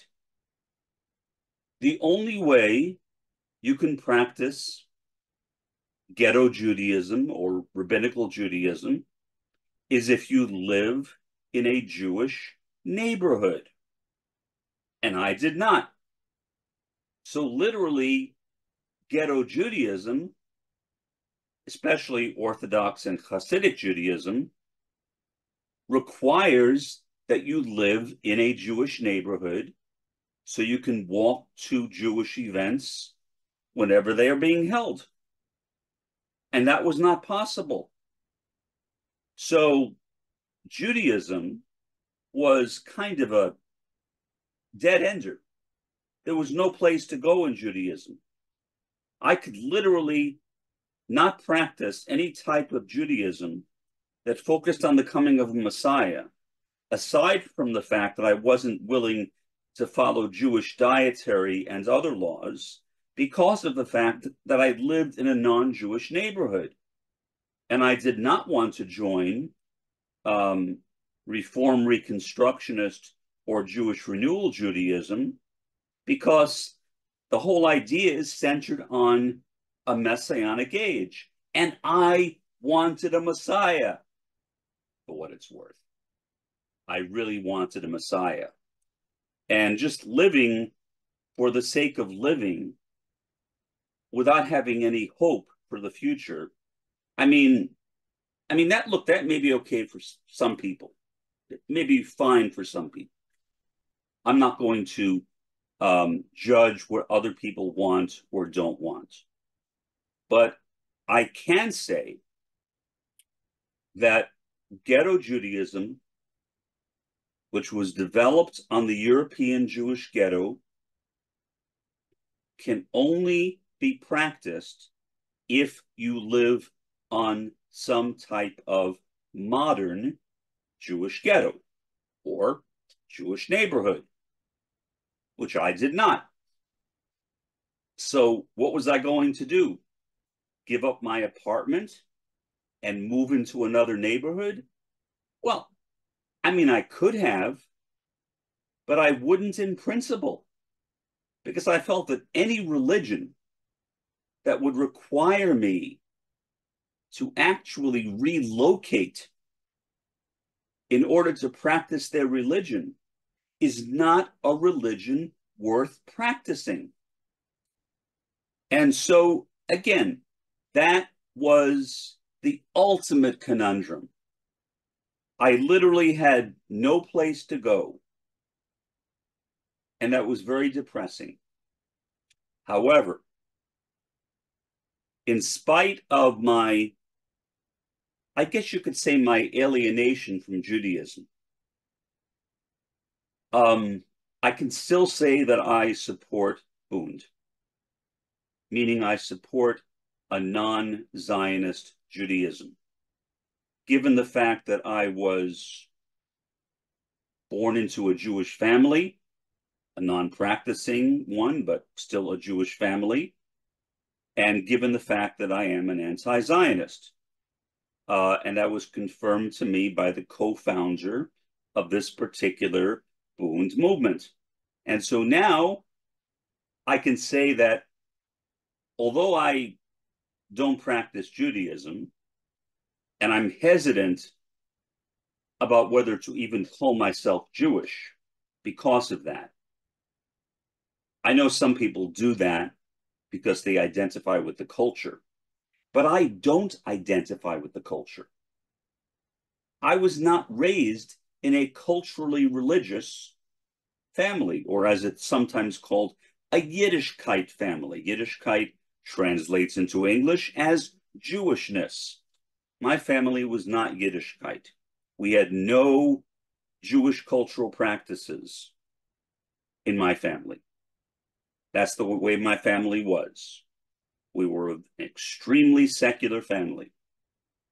And I lived in 2 Jewish neighborhoods in New York City growing up, and all the people around me were also non-practicing.